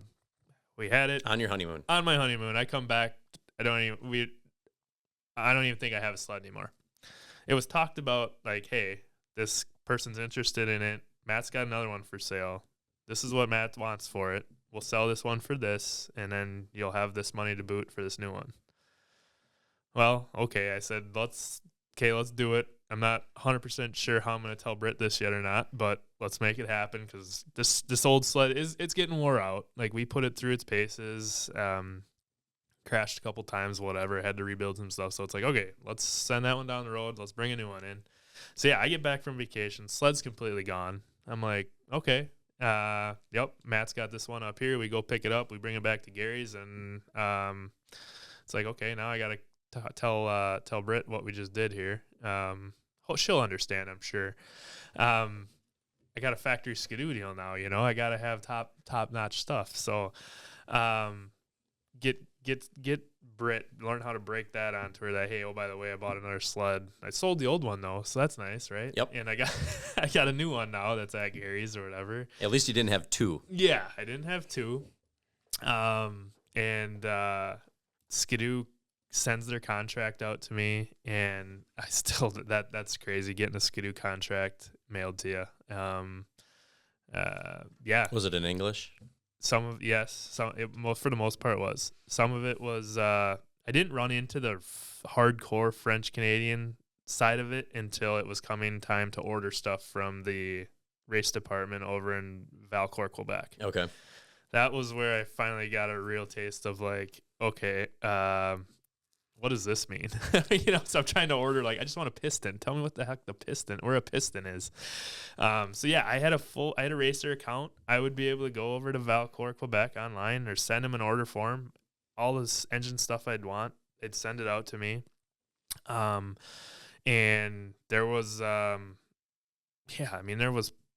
was parts that I was getting from them that was like, you couldn't order anywhere else. I was like, okay, I want this, and in the big world, these parts are really hard to come by, right? So I was like getting them direct, boom, getting sent to me with different language on the boxes, stuff like that, having to clear customs as I'm as I'm ordering it. So just a super cool experience. But on the same token, it was like, okay, now you're going pro champ racing. Like, this is a whole nother animal. This isn't pro light. This is pro champ. You're out there with other guys that have factory deals with Polaris and factory deals with Arctic Cat, and it's a dog eat dog class. Like, you better have it together. And I felt we were ready for it. I mean, I wasn't by any means going to be able to go take the world by storm. I mean, I knew that. I didn't have 3 motors. I didn't have a backup sled. Like, I was going up against a lot of guys that had a lot more money than me, and I knew that going in, and it was just kind of the nature of the beast. So during that, I quickly realized that I wasn't always the first one to the hole, right? I mean, we had these exotic hole shot devices on these sleds. I mean, we were, I had buttons on my handlebars that I was lowering to get more track down on the ice for when I'd go to launch. I'd wheelie. I mean, it was insane. I'd get to the first turn, I'd have to hit the button to lift the track back up. There was an actuator shock in the skid frame that would like pull track up. Allegedly. Yes. I mean, during the races, you'd push it and it would allow it to, as the track got, the conditions deteriorated as the race went on, you were able to put more track down to get more handling. I mean, it was just like, okay, this is like the F1 right now. I mean, and it was. I mean, that we were in the F1 of snowmobile racing. You could have as much carbon fiber and titanium as you wanted, and I tried to keep up. I mean, I tried to have carbon this and titanium that, and I had a titanium sway bar, and I had some titanium studs, and I mean, I think at the time it was like $5 a titanium stud, $5 per stud. And how many were in a track?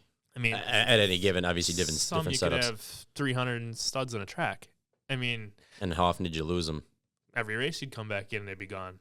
You'd count, well, I just lost $35-$45 out on a track. You almost wanted to go out there with a magnet when the snow melted and the ice melted to go get those back, because it was like, for me, if only titanium could be picked up with a magnet. Yeah, there you go. Okay, sure. Yeah, see, there's my intelligence of that. But yeah, it was like, man, okay, I'm gonna try to compete with this carbon fiber, this carbon hoods.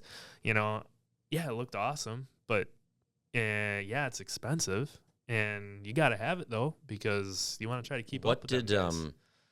Did you have carbon fiber hoods? Yeah, I had. What did a carbon fiber hood cost? Believe it or not, I actually managed to buy that last Schultz sled, Matt's sled, with a carbon hood on it. Okay. So I never actually had to physically buy one. Okay. So I think the hoods were, if I'm not mistaken, were they $2,500 or $3,500? Okay. Maybe. They were super trick. TJ Patrick, Danica Patrick's dad, was down in Indiana. Yeah, he was huge in that. Yeah, I remember watching him walk around the racetrack. Yep, absolutely. Had a ton of carbon fiber stuff he was making, and I think he had some deals maybe with some of the riders or whatever, but otherwise, if you wanted something carbon, he was the guy to go to. So that carbon fiber hood looked awesome. It was a heck of a lot stronger than the fiberglass hoods that we were running, so they could take a beating. And the cool thing about that was, if you did end up taking a good lick and the hood was wrecked, you could send it right back down to him, and he would be able to put it back in a mold and do some trick and whatever. It would all come back looking brand new again. So it was, thankfully I never had to do that, but you could do it. So yeah, quickly to realize, like, okay, I am in the back of the pack in champ, and I'm not letting it 100% bother me, because I knew that coming in. I wasn't expecting to be top 5, stuff like that. I was expecting just to finish races with these guys. And it quickly realized I am struggling mightily about being able to see out there. And this is something I never really noticed in the past, but it was like in pro light, you got behind 2 or 3 sleds. I never was way back in the pack in pro light. I would be in the top 3 or whatever, and I'd work my way up or whatever. Sure. Well, champ, I'm 12 sleds out in the field. I could be you might not even be able to see the sleds. I could be 9th on back, and by the time you're going down the backstretch in that first lap, you may not have a clue. And I really didn't have a clue. I mean, I was driving into a white wall at 100 miles an hour, and it scared the living hell out of me. Because I was like, I'm supposed to push the gas right now to keep up to these guys, but I can't even see where the corner is to let off for it. And was this a daytime, nighttime struggle, or all the time struggle? More so in the daytime. Okay. So nighttime had its own challenges, but daytime I was trying different goggles. I was trying different lenses. I was trying this, trying that, and we had a so you're wondering, how do these guys do this? Well, yeah, and I'm asking some other guys, like Cardell and I started to have a relationship, and I'm like, dude, how are you seeing out there? And he's like, it's tough, but you can do it. And I'm just like, you gotta have a pair, Cody. You gotta have a pair. And I'm thinking to myself, that's just it. Okay, I better man up here. And there was a pretty nasty wreck in Ironwood one year. Some of the leaders got tangled up, and I remember this is down the front stretch, and I was just coming out of turn 4, and at the time, this was fairly early on, we were having the race receivers in our ears. In race receivers, they had a guy in the tower that would tell us like red flag, red, so we'd all have to back it down, right? Okay. And which was huge, because for a guy like me who can't see, I mean, I didn't know that there was a crash on the front stretch. I mean, I seen bodies sliding, and I come out of the corner. Well, I was fully pinned, and I hear red. Well, I didn't have a clue where that accident was, other than I'm seeing some taillights just come through the snow dust. Well, I panicked, and I locked up the brake. And when you lock up the brake on them things, it'll pitch you off like right now. And just go sideways and you're going for a ride. Yep, right now. It's going to rip the handlebars right out of your hands. You're going to flip over. So, yep, I flipped over, and I was fine. I slid down the track, whatever, and I'm looking around after the snow dust settles. Well, the wreck is way up there, and I'm thinking, okay, I'm not comfortable doing this. Something is wrong. Like, this is not right. And this is your first race weekend, or race weekend, second race weekend, I think, in Pro Champ. I Okay. think the first one I raced over in Fargo, North Dakota. The conditions had to be just right for the snow dust to be an issue, right? If it was warm, we wouldn't have that. But if it was them cold days where no wind, that snow dust would just hang over that facility or that track, and you'd fight it the whole race. So, and furthermore, I'm constantly trying to wipe my, I wore a set of goggles on here, and this helmet isn't set up that way, but these snaps here, I had a shield that would come down over my goggles. Okay. And, the theory is halfway through the race, you'd continue to keep wiping your shield with your glove going down the front stretch. You'd take your hand off and wipe your shield quick and keep going, which is, a lot of people don't even know we're doing that because it happens so fast, as the average fan doesn't know that. But yeah, they're down the front stretch. You'd hold the throttle pinned wide open with one hand. You'd take your hand off and wipe your shield with the other and grab back on. Hope to God you find your handlebar before you hit the turn, right? So then halfway through the race, by the time you'd finally realize that this thing would get so gummed up with snow dust or ice or whatever it is, you'd flip this up. The shield would flip up because the visor wasn't on. This shield would flip up. Now you got clear vision again for a couple laps because you got your goggles underneath there. Mm-hmm.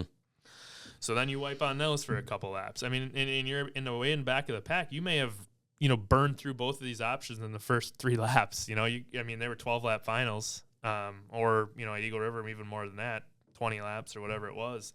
And so, yeah, you could clean stuff up on a red flag, but if you had a long green flag run, your vision was absolutely terrible. I mean, in mine, so like I said, I quickly realized that, okay, I got something else going on here. Like, this ain't right. Yep.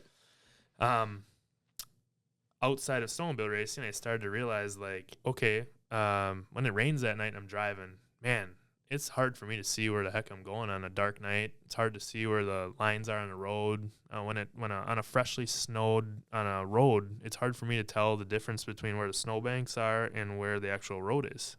Okay. And is this like far sight, near sight, or just kind all of of it? All of it. All okay. of it. And I remember going to one of the racetracks, and I kept clipping the inside snowbank. And Gary and the guys were like, When you were racing, you would clip the inside. yeah, like in practice or something. They're like, Cody, you move up. And I'm like, guys, I'm trying my best. I don't realize that there's a snowbank there. Yes, I keep hitting that snowbank in the same spot, but it's like, that's my brain's telling me to turn there because that's what I see. And they're like, you got to go get something. You got to go get looked at. And, back then I was like, just go get glasses. You need glasses. And I'm like, yeah, okay, I'll go get glasses. So that off season comes, I think it was during the season, whatever. I go to the local eye doctor and they get me, long story, they get me set up with some glasses and contacts and this is going to work out great. And okay, whatever, I go try them. You'll get used to it. Well, I'm like putting these glasses on. I'm looking around I'm like, everything is blurry. Like, I'm not going to get used to this. So I just get mad. Didn't help it. Didn't help at all. Not even remotely. I'd fold them babies up, throw them in my glove box, move on with life. Race another weekend, struggle. Yeah, because I don't even remember you wearing glasses. I don't know if it had made you look any smarter or not, but I don't remember you wearing glasses at all. No. So the contacts, they didn't matter. That wasn't doing it either. I could never get them comfortable in my eye. Finally, I ended up going to an eye specialist in Wausau, which would then send me over to Minnesota. They said, you got keratoconus. And I said, well, what's keratoconus? And they said, your corneas are like pointed like the end of a football. And I said, the end of a football? And they go, yeah. And I'm explaining the things that I'm seeing, and they said, well, here are the conditions for keratoconus. And every one of them was in line with what I'm struggling with. I'm like, okay, where do we go from here? I said, because I'm racing, and I need to get them better because I'm going, and I tell these doctors, I'm going like 100, 105 miles an hour. There's other guys out there, like, I got to see what I'm doing. And they're like, you're nuts with your vision the way it is. I said, I know that, but I'm now a factory skidoo racer. I have all these other sponsors. I have a team that busts their butt every night at the shop trying to get this sled ready. I can't keep going and letting them down because I can't see. So as you're getting into pro champ, whether it's racing, just driving down the road, you're realizing, hey, something's screwed up with my vision. Then you get told that, what's going on with your eyes.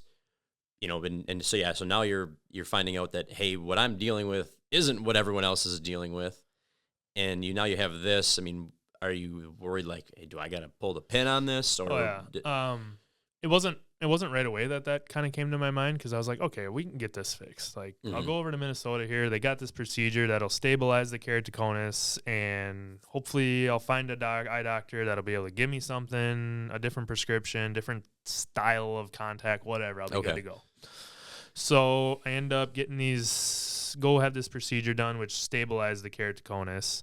And the keratoconus basically means that when the contact fits on the edge of my cornea, and with it being pointed like this, the contact just sits and rolls all the time. And when I'd blink, it would roll. And this is why I would never have comfort with the contacts. Like, I'd be like, this is horrible. I got to take them out. Like, they're scratching my eye. They're like, it's just horrible.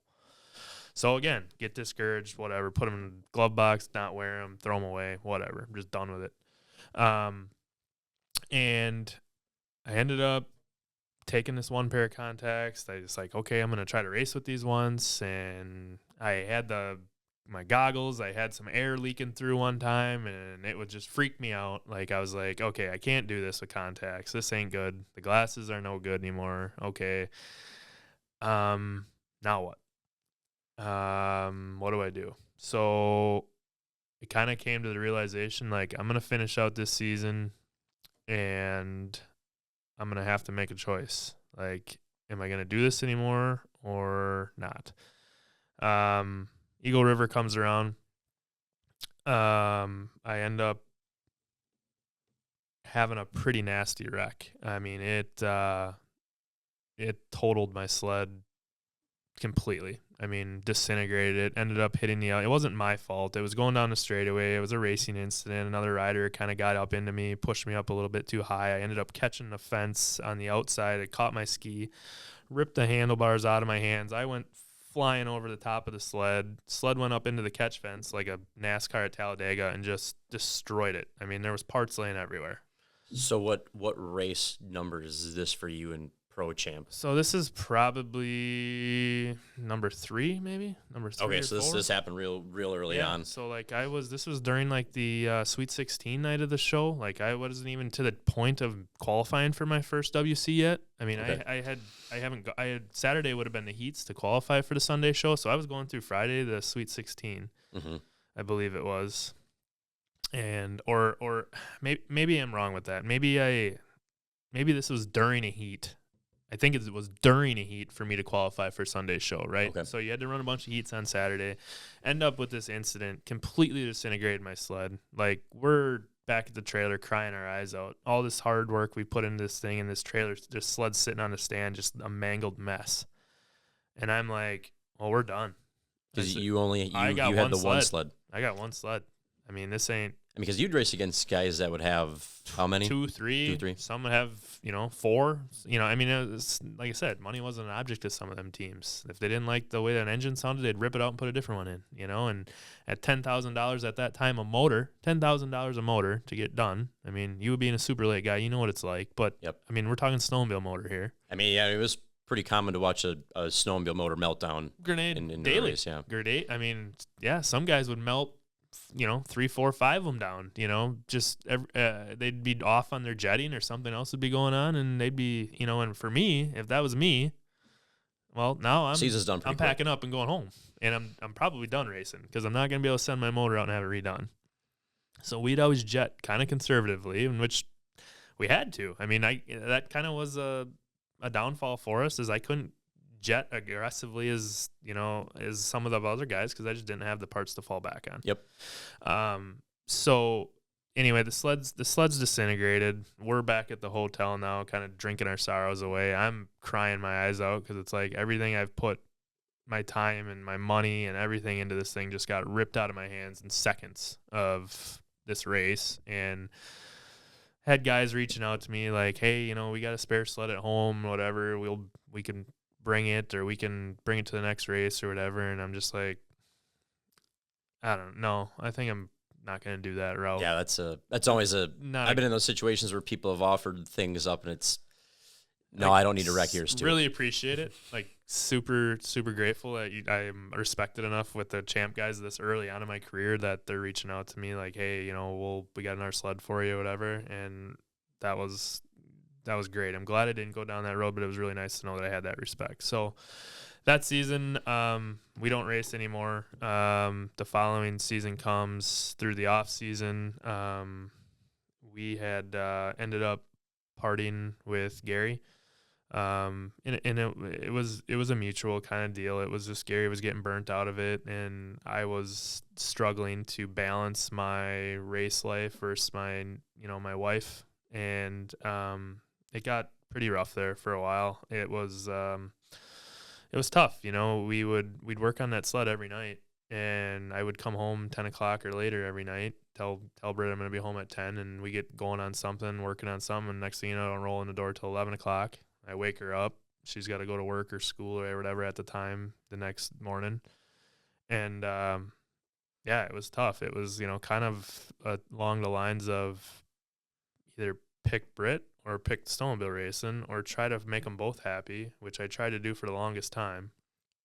And it wasn't the easiest. I mean, I was always making one of them, not happy with me, and that was a ton of stress on me. It was a ton of stress on Britt and a ton of stress on Gary, because this is Gary's shop, and he's letting me do all this stuff in his shop for nothing, and he's helping me out, and he could be doing other things. And well, I made a commitment to marry this woman, and we're living together, and she wants to, continue to go progress in our relationship, and it's now snowmobile racing's in the middle, and she loved the snowmobile racing aspect of it. Like, she loved being at the track, and before I met her, she knew nothing about racing, and she got on board with the racing and would help prepare all the food for the track and stuff like that. And but the time and the effort and the commitment, and as well as that it takes to go to the track and be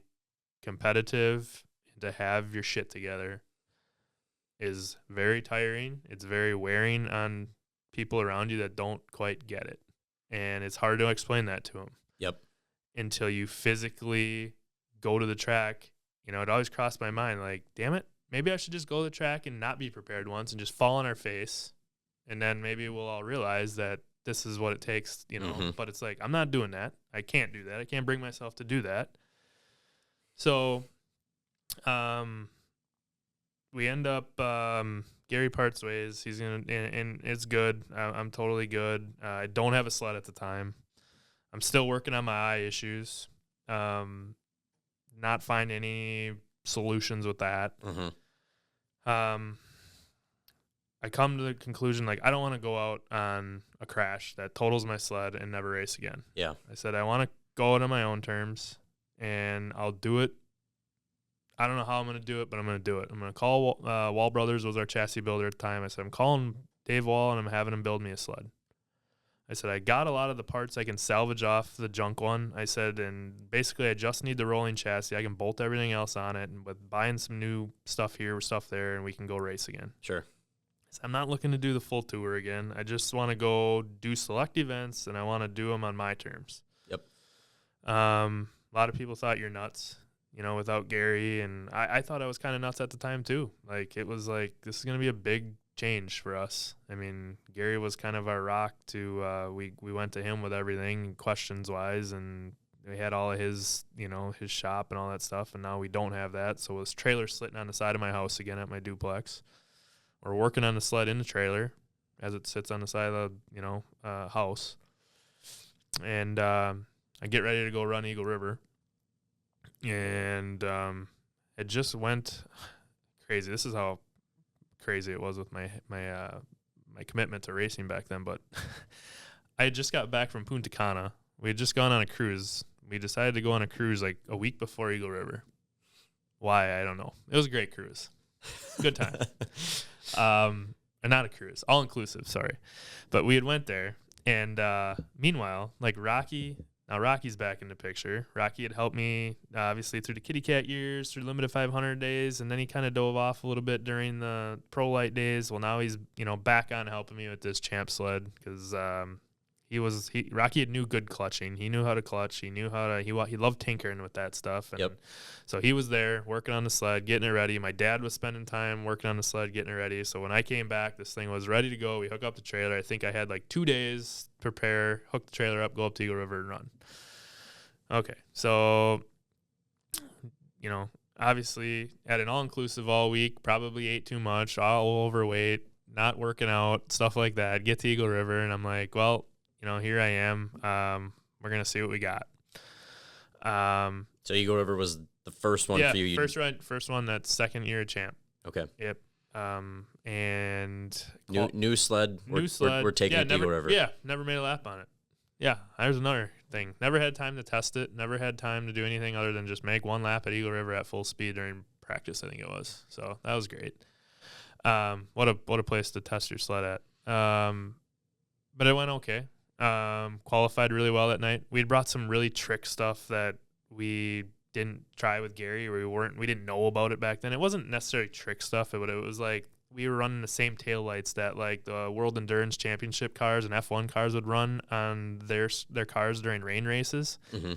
And I was all excited. Like we mounted that taillight. That taillight was like, you could see that thing from outer space. It was so bright that guys behind us, I feel like they were glowing red. And that was pretty cool. It was something I was really interested in the summertime with MotoGP. And when MotoGP, the riders wear full leather suits. Mm-hmm. And back in the day, back in the early 80s, 70s, 80s, early 90s maybe, they were wearing leathers racing snowmobiles. That was like the thing. They didn't have, thin jackets like this. They wore leathers. When they'd crash, they'd have the leather protection. Well, then somewhere along the lines, guys like, well, we can wear these a lot lighter, So I was like, well, I'm going to go out and we're going to get a leather suit. We got a leather suit, brought that to the table. Guys thought I was absolutely crazy when I showed up there with that leather suit, but I was like, some of the old boys that were still around from the 80s and 90s were like, hell yeah, we got a guy that's bringing this back. Yeah. And I thought it was the coolest thing ever.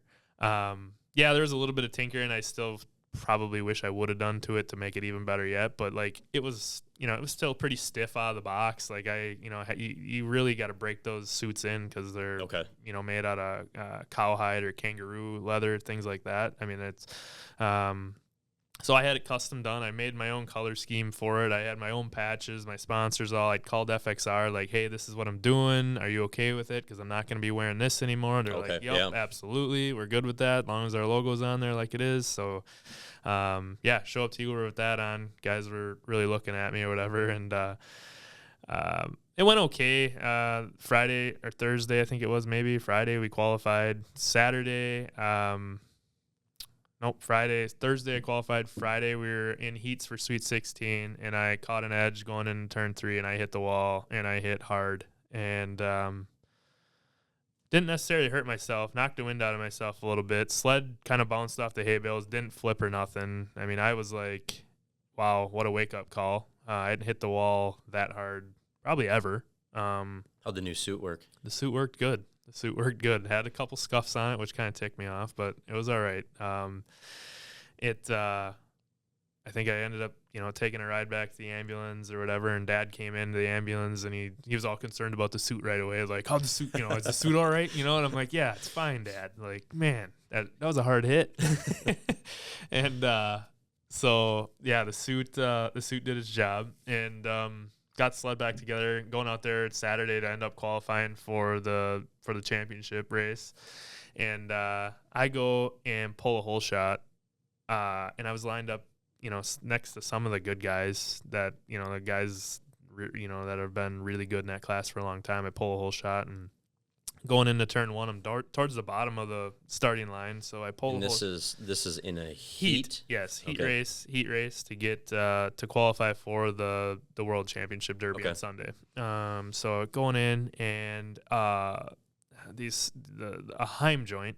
You got Heim joints on your car and stuff, but the Heim joint were on the left side where my ski was actually had snapped on my way going into the corner, which then folded my ski under a little bit, shot my handlebars to the right, and I shot up the track like right now. Couldn't stop it in time. Ended up T-boning another guy, and I go flying up over him, I think, and I hit the wall. And I remember hitting my face on the ground, and once I figured out what just happened, I had already said to myself, like, first EMT or whatever, track worker came up to me, and I said, what the hell am I doing? Why am I doing this? He goes, you all right? And I said, yeah, I'm all right, I guess. I said I could feel like something was screwed up with my helmet. Here on my FXR helmet at the year, I got it at home still. I had busted this whole part, this whole chin piece. Okay. I could pull it away. Broke through the carbon fiber like it was nothing. So I hit something super hard with my face. Okay. Can't believe I didn't break my jaw or anything on my face. Never ended up having any facial issues. But I sat there for a minute. The guy's like, you all right? You all right? And I said, I think I told him, I said, I'm done with this. And it was like, this is it. Can't do this anymore. My head's not in it. I'm going to hurt myself or hurt somebody else. And everything, you got to this point. You became a skidoo racer. I've done it all, right? I mean, I've probably gone as far as I think I'm going to be able to go. And I got to the trailer, and guys were like, let's fix it up, get back out there. I'm like, not in it. My head's not in this anymore, guys. I'm sorry, I'm letting you down. But I can't tell myself to go out there and race like that anymore. I can't see. My eye issue is still not fixed. I said, I'm not doing any favors to the other 11 guys that I line up out there with at the fact that I could hurt and potentially, Yeah, hurt. What you were doing was life and death at times. There's guys that are breaking bones every weekend we raced, getting cuts and breaks, and it's like, I don't have any of that yet, so I'm, don't want to have that yet, or not get out scathe free. So get out, settle nerves a little bit. Week goes by, Wausau comes up. I don't want to end on a crash, right? Why don't we give it a shot again? Fix the sled up. I'm going to go race Wausau, Saturday, Sunday deal. I said, this is for sure it then. I'm done. I kind of had put some feelers out there that trailer might be for sale, sled might be for sale after the weekend or whatever. Go race Saturday and believe it or not, do really well. I did really well. I think I won one of my first heat in champ, and at the end, it was a crash filled race, I feel like, and I just managed to be in survival mode. I ended up crossing the line 6th. In the final. Yeah, 6 out of 12 guys. And I was like, wow, all right, I'm looking forward to Sunday. This is cool. I mean, it was a survival race, but you got to finish, right? I mean, to win the race, you must have finish, right? Finish first, or how's that? In order to finish first you must finish. Yeah. There you go. Well, Saturday. Thanks for that quote, Dick Turgle. Yeah. Yeah. Thanks, Dick. Overnight, a huge snowstorm came in, completely blanketed the track, multiple inches of snow. We can't get the track clean. We're gonna have to cancel today's races. Really? Okay. So to the point where I can't even go pick the trailer up because there's so much snow up there. So okay. I'm like, we're leaving the trailer up there, whatever. Okay. So here I'm at terms now at home. Well, I guess now I'm done. Now I'm done racing snowmobiles. That's how I finished Saturday, 6th place. Sunday got snowed out. That's it. That's what she wrote. And, so that hit me pretty hard. It was not long after I ended up getting somebody to buy the trailer. Came up, bought the trailer and a lot of the stuff in it. I sat on the sled for a while, ended up having a guy come by the sled not too long ago. I had figured I was going to hang on to the sled and kind of live, have it be something in my basement on display or something, but it was quite a bit of money sitting there, and needed to buy a riding lawnmower at the time. So it was like, if I sell this sled, I can buy a nice 0-turn lawnmower, right? And did that, and I still sit back to this day, and it's like, man, I never in a million years would have thought I got to where I got, did what I did, had success, and maybe it wasn't as successful in champ as I had wanted it, but you know what? I had a hell of a pro light career.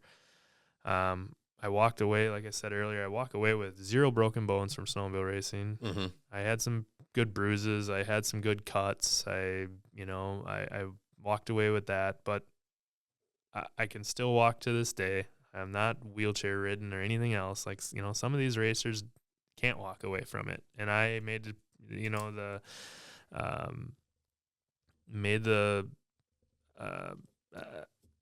the point where I was like, okay, I'm done with this. I'm walking away from it. And yeah, it's sad. I mean, this is something I've busted my ass for and got to this level and didn't take things for granted. And all the people that helped from day one of being on the Kitty Cat to my parents getting me involved with racing to hanging out with you who drove me to keep racing stuff to, you don't blame me. Well, you're to blame. But it was because, Colin raced in the summer and I wanted to be the one that raced in the wintertime. And, it all hit pretty hard at once. And I put together a big, long piece and kind of explaining why I was stepping away from racing. I think I cried the whole time I wrote it, but it was like, I owe this to the sponsors that stuck their neck out for me. I owe this to the fans that have followed me or whatever, to my family, my wife who stayed with me through all this time. I mean, it's not easy. It's not easy being married to a racer. It's not easy to have, family members that, don't understand it. How they, you're wasting your money on something. Why do you go out there and risk your life and all this?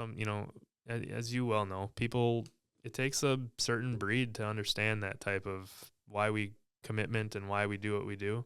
Yeah. Hey, let's I want to touch on a little bit more of that, but let's take a quick break and then we'll get back to that. All right. Well, kind of back from our break, and we kind of left with talking about, you're at this realization of, hey, yeah, this is kind of it for the snowmobile thing? You know, is it a happy, you know, both a happy, sad feeling like, hey, I'm glad to, you know, be done with this, or is it kind of like, you know, man, this really, really sucks. Now what?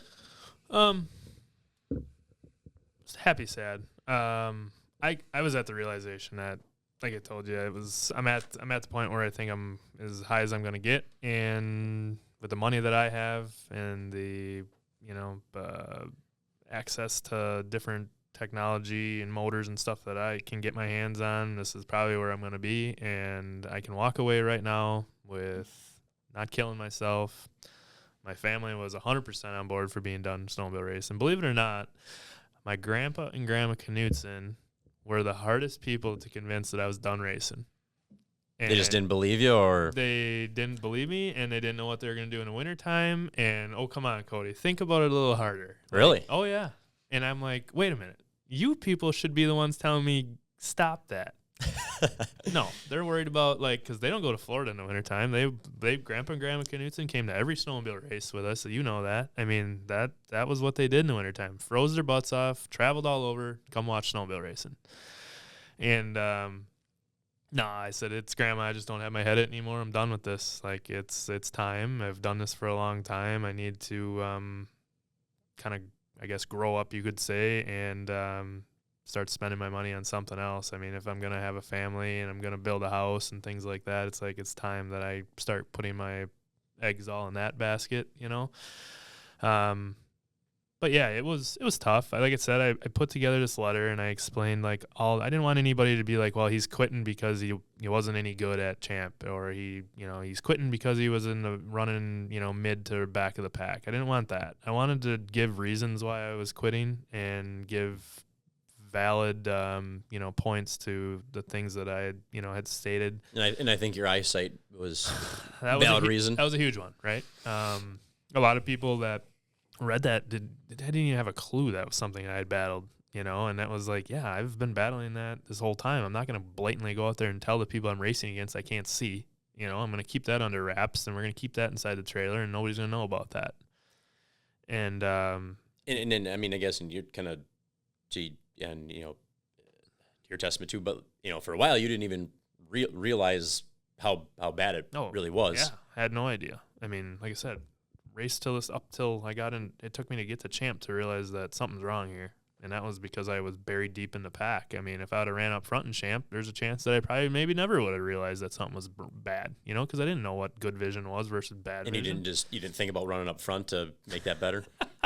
It always would have been nice to do, right? I mean, you stock car guys, you gotta deal with some snow dust once in a while and see what that's all about. I mean, hey, welcome to Oktoberfest.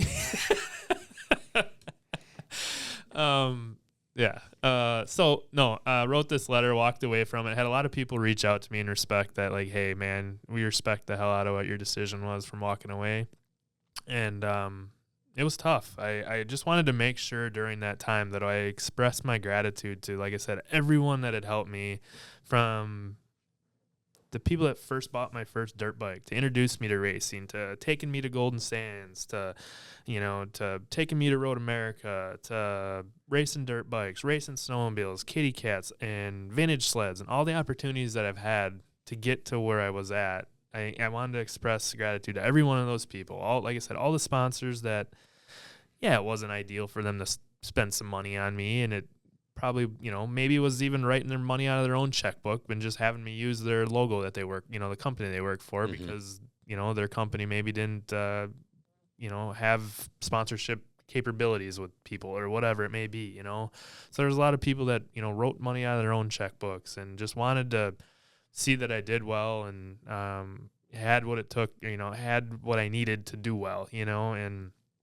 a lot of time away from families. I mean, a lot of my crew members, my gosh, I mean, so much time. It's a big effort. I mean, in all racing. I mean, we know that with stock car racing. I mean, I help you spot in the summertime. I mean, it's a lot of weekends away, right? I mean, so you are to blame. See, I was going to go back to how you're still to blame without this racing thing. See, now I've been done racing. This is your story, not mine. Yeah, done racing, and you're still tagging me along. So No, I love doing that. So, yeah, it was the icing on the cake to walk out the way I did. Thanked everybody. Everybody was super understanding. Yeah, some tears were shed and kind of got choked up a little bit here now, even talking about it. I mean, it's still that I'm that passionate about. And but you know, the eyesight aside, you know, it seems like where you were, you know, leaving off with your racing career, snowmobile racing career, champ career,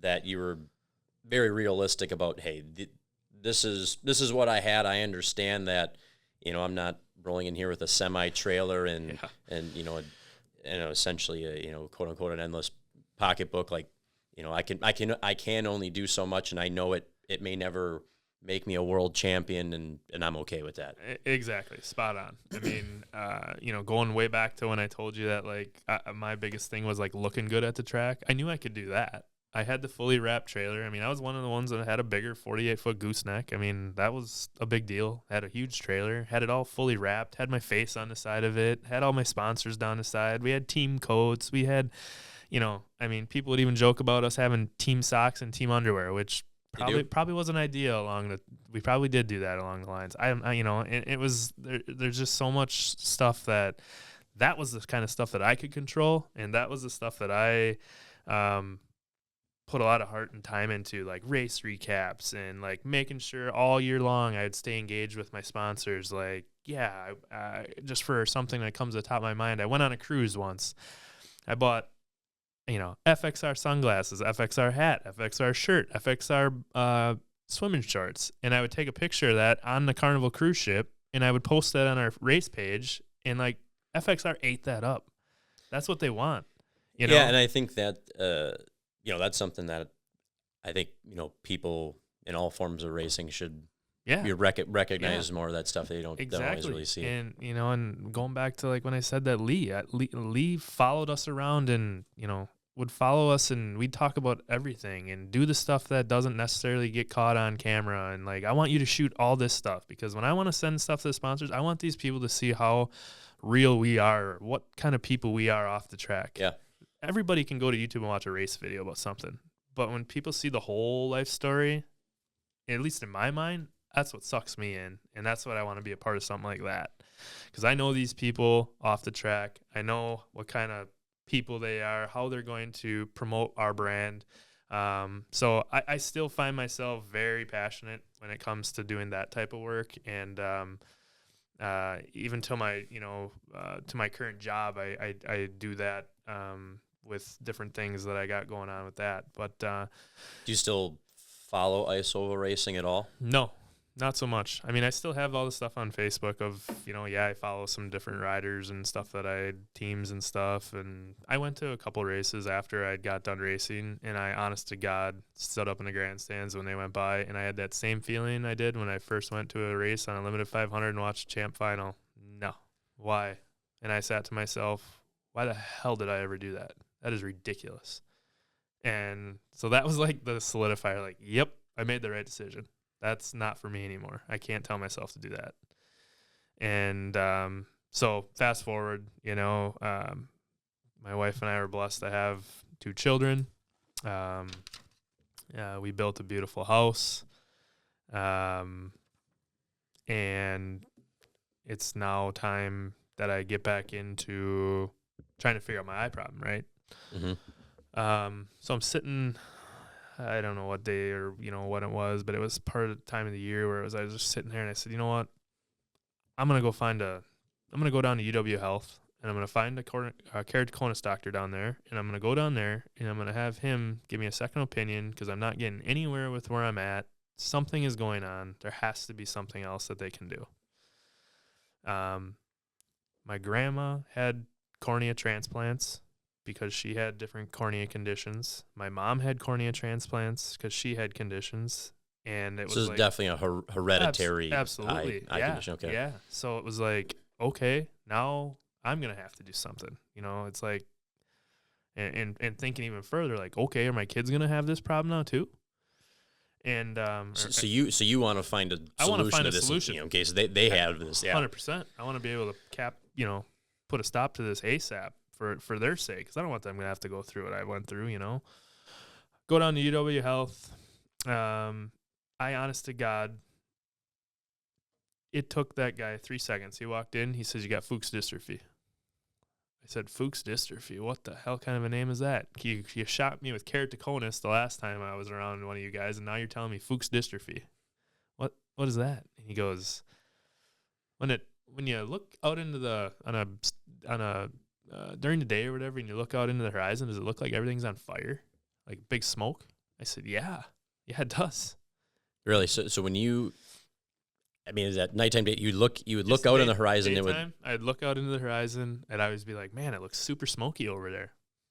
Interesting. There's no smoke over there. It just looked really hazy, right? He says, and I'm trying to tell him, like, yeah, I used to race ice oval snowmobile racing, and he's like, yeah, I bet it was very tough to see through that. I'm like, yeah, like it was a whiteout wall, man.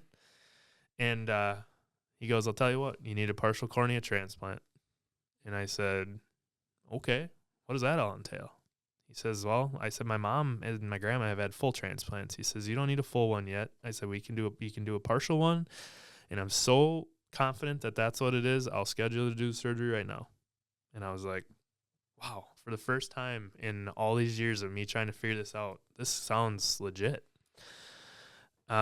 He says, I'm friends with another doctor that's closer to home in Wausau by you. I'll send her a message right now and telling her that this is what you need. And I'll even tell you, if you go there and she don't agree with me that that's what you need, I'll do it anyway. You can come back here and do it. I was like, okay, I'm 100% on board with this. Let's do it. So I left there that day, like, super on cloud nine, because it's like, wow, I found something here. Like, I have Fuchs dystrophy. All this time, all these other doctors never told me that, and that's what frustrates me or whatever. That's a whole different rabbit hole to go down. But it's like, I fought how many years trying to get what's going on with me here, and keratoconus, whatever. But Fuchs dystrophy was really the one that was causing the problems. So fast forward, I had my first transplant here of April of this year. I had my first transplant done on my left eye. And then August, I had my other eye done. And I'm happy to say now that without correction, I am 20/20 in one eye and 20/25 in the other eye. And I can see things that I didn't even know the world was as full color in 4K technology, I feel like, when I look outside nowadays or anywhere. There's just things that I never realized was even a thing. Simple as if you look at your hand and you look at the wrinkles in your skin. Mm-hmm. I never knew that. Never had a clue that was on. Unreal. And as my vision was coming back, and I'd find myself just sitting here staring at my hands, and Britt and whatever be like, "What are you doing?" I'm like, "Well, when did I get all like that?" Everyone has that, and I'm like, "Wow, that's interesting." Okay, I'd look outside and be like, "Wow, the grass is really green, or the trees are really like vibrant." And I'm like, yeah, that's the way it is. And I'm just like, okay. I'm driving down the road here not too long ago, and did you still like the way your wife looked after you could see better? God, she was beautiful. Okay, all right. More beautiful. Shout out to Britt. Yeah. I was driving along. That's funny. I was driving along, and I actually could physically see the rain falling from the sky, or I could see the snowflakes, and I could see the road. And I was like, this is astonishing. I'm now 33 years old, and this is the first time I've seen rainfall from the sky. Yeah, I could tell that things were wet, and it was piling up on my windshield and everything else, but I could never physically look and see drops falling from the sky. Like, that's cool. So that was that's awesome. I'm living life right now. Being able to see is so much fun. It's so who was the eye doctor that figured it out for you? Dr. Warner at UW Warner. Health. Shout out to Dr. Warner for figuring this out, because this guy is my spotter in short track racing, and I had no clue how bad this vision actually was. I thought it was just an issue at night while he was driving. But we were really on fire all the time. So Dr. Shin up at UW Health or at Eye Clinic of Wisconsin. Another shout out to her. She performed the surgeries, and man, just couldn't have asked for a better experience. Like I said, my vision is fantastic now. I enjoyed spotting for you this year so much more than I have in the past. I mean, me too. You don't have to check your mirrors as many times now when I tell you you're clear. I mean, there is probably not a single spotter out there that has gotten this invasive an eye surgery just so they could do their hobby better on the weekend. Absolutely, absolutely. Yeah. You got that right. I thank you and your insurance company. Yes, thank you. No, it's so like I said, living a whole new life now. Just appreciate everything that was able to, just I thank myself for saying one day, yep, I'm going to get another opinion. So yeah, super glad with that aspect. So yeah. So no more racing. You can see, because what was the last year that you were done racing? I finished racing in 2019, I think it was 2018, 2019. No more racing. 2024, you can see again. Yep. Now what are you doing? Well, helping you. Try to help you as much as I can. Obviously, you and I both have 2 kids each, and it's it's tough to be away from them. They're 3 and 1, and it's tough to put on my wife to say I'm leaving all day to go to the track and I'll be home later. And like I said, I think it'll help a little bit more when they get a little bit older, and maybe I can bring them along or whatever if you're still doing it. Because I enjoy doing it. I absolutely love being up there and having a headset on and telling you clear and all that stuff. That's cool for me. So I want to be able to do that as much as I can. And otherwise, outside of racing, I take a lot of pride in mowing my lawn. Oh yeah, you sold the race sled to buy a zero turn lawnmower. Yeah, shout out to Toro. Shout out to Toro. Are the lines straight? The lines are straight, and if they're not, I will recut the grass to make them straight. And it's I enjoy my house. We have a beautiful house. The kids are able to run out. We have a pool. Thanks for building that pool. My kids like that. Yeah, I'm glad to have you guys all over, and that's how we all stay kind of. All can hang out together, and our kids are very have a lot of fun together, and so I do that, and then a lot of my other time I devote to my job. I mean, and what do you do for a job? Well, so I said back when I was snowmobile racing, I did a lot of earthwork type stuff. Actually, Best Excavating was a sponsor of mine, and I worked for him too. So that was kind of a deal, and he laid me off in the wintertime, and so I'd race snowmobiles, and then I would come back to work for him in the summer months. So I ended up getting a different position at City of Wisconsin Rapids in the street department, and I started out there as a common laborer, and was just so happy to get the job there because it was like I got a full-time job, year-round job now. I got amazing benefits. The pay is pretty good. I used my interview. I sold myself just like I was trying to sell myself to them sponsors back in the day. I even brought that up. I told them my whole racing story. I told them who some of the sponsors were that I had contacted. I told them I was a factory skidoo racer, and just in hopes that they would see or, kind of get a hint of the professionalism I can bring to the table with me being in those bigger situations, talking to these multi-million-dollar companies on why they should sponsor me. Yeah, that's a really interesting point to sidetrack that. Yeah, I had, whether it was coaches growing up, I'd always hear people say, like, this sport teaches you everything you need to know in life. And me having been involved in racing, I'm like, well, and, maybe there's things in, football, basketball, and maybe I don't see or understand at different levels, of course. But, I mean, racing really teaches you a lot of different things. I mean, yeah, you deal with, you're dealing with people, you're honoring commitments for them, you're forming relationships. And yeah, to me, I've always thought racing really, really gives you, teaches you everything about life that you can, use that a lot of people really don't have in just a normal life. Yeah. All the non-racers out there, all those non-racing civilians. Exactly. But anyways. Yeah, no, that's exactly it. Like I said, was gracious enough to get the opportunity to work for them. I had heard rumor back when I had first applied there that this position had brought in like 90 applicants. And so, absolutely super grateful that I was able to have an interview at least. And so I went in there with that interview. And like I said, I interviewed just how I would have interviewed to try to get a sponsor for my race team. And it was, got working there. And after a year or two, I got promoted up to a street supervisor. So now I supervise the street department, a crew of like 35 guys now. So that I probably devote a lot more of my time than I probably should to that place, but I enjoy it. I love the guys that I work with, and love a lot what I'm doing there. So the thing I want to ask you about salt brining. Salt brining, because I used to make jokes about this. Now, is there? Yeah, I want to hear about what's the no. So there's salt brining, and then is there like also like highway divisions do like calcium chloride? Is that a totally different thing? Yep.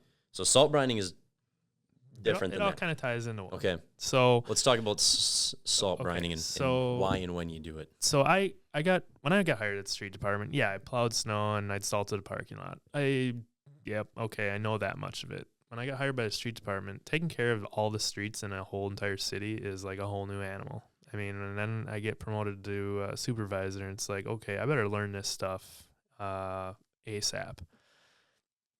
Excuse me. So I get sent down to Madison for a snow and ice school down there, and that kind of got the ball rolling for my brain on how this all works. And these, everybody just thinks, well, there's a plow truck, he's out plowing the road. No, there's a heck of a lot more going into it than what you think he's just plowing the road. Yes, he is plowing the road, but there's just so many more things going on in the cab with that driver. What he's, there's in some aspects, there's trucks that are plowing snow that are having a camera mounted on the front of the truck that is sending a live video back to a supervisor or whatever that's in an office that are able to see live conditions for the road. So he's telling that operator, okay, this is what I'm seeing. You should turn your salt spreader to this. There's road temp sensors, which I run in my supervisor vehicle, that tells me live temperature of what the road is. A lot of people think, well, it's 32 degrees outside, things are going to melt. Well, not necessarily. If that pavement temp or that concrete pavement temp is, colder than 32, it honestly is a lot of the time, because the temperature from the, ambient air needs to heat that pavement back up. So there is a difference in temperature there quite often. Okay. So that's how I use that. There's a lot of highway agencies and things like that. Now I'm learning, like I said, I'm constantly learning about this stuff. A lot of the highway agencies are having cameras and stuff mounted on bridges on some of the highways and stuff, so they can go on there and get live data on exactly what that bridge is looking like. There's grip sensors now. Grip sensors are mounted on vehicles that give the operator a grip reading from like 1 to 10 or whatever, that tells them exactly what the grip is sensing from the tires onto the display, so they know exactly what they got to do to try to improve the the grip for the vehicles. Okay. So I'm learning all this, and so I really started to get into like, okay, what can I bring back into our street department and put us above the rest, or try something different? Because I mean, it kind of comes down the lines of like when we're racing sleds, or we're going to try this to try to get the edge on somebody else, or we're going to try this because I just want to be the first to do it. And I might fail. Yeah, I might. Or I might succeed, and I might save the city a bunch of money. You don't know. So we started talking about salt brine. So salt brine is a byproduct of just standard rock salt. Majority of the time, people are seeing rock salt spread in parking lots or on highways and stuff. That's like the old traditional way of doing things. Salt brine is salt that's mixed with water. So the salt is dissolved into water. There's a ratio there of like 23% salt to 77% water. That has to be that type of mixture ratio to be a liquid form. And people are using it for we'll use it right now for going out and pre-treating our roads. If we know a weather system is coming in that either A is going to be, just a dusting, or it's going to potentially be a heavier snow where it could get really hard packed onto the surface, I'm going to go through there and spray that salt brine to build up a barrier between the pavement and the snow that's falling. Mm-hmm. So when that snow starts packing down on that brine, it's not allowing it to adhere to the pavement surface. So when I come to treat it or I come to clear it, I can scrape it away a lot easier without having to make round after round of spreading salt on it, because obviously the more salt you spread, the more, cost that you're putting out, the more time, the more labor, things like that. So we'll do that.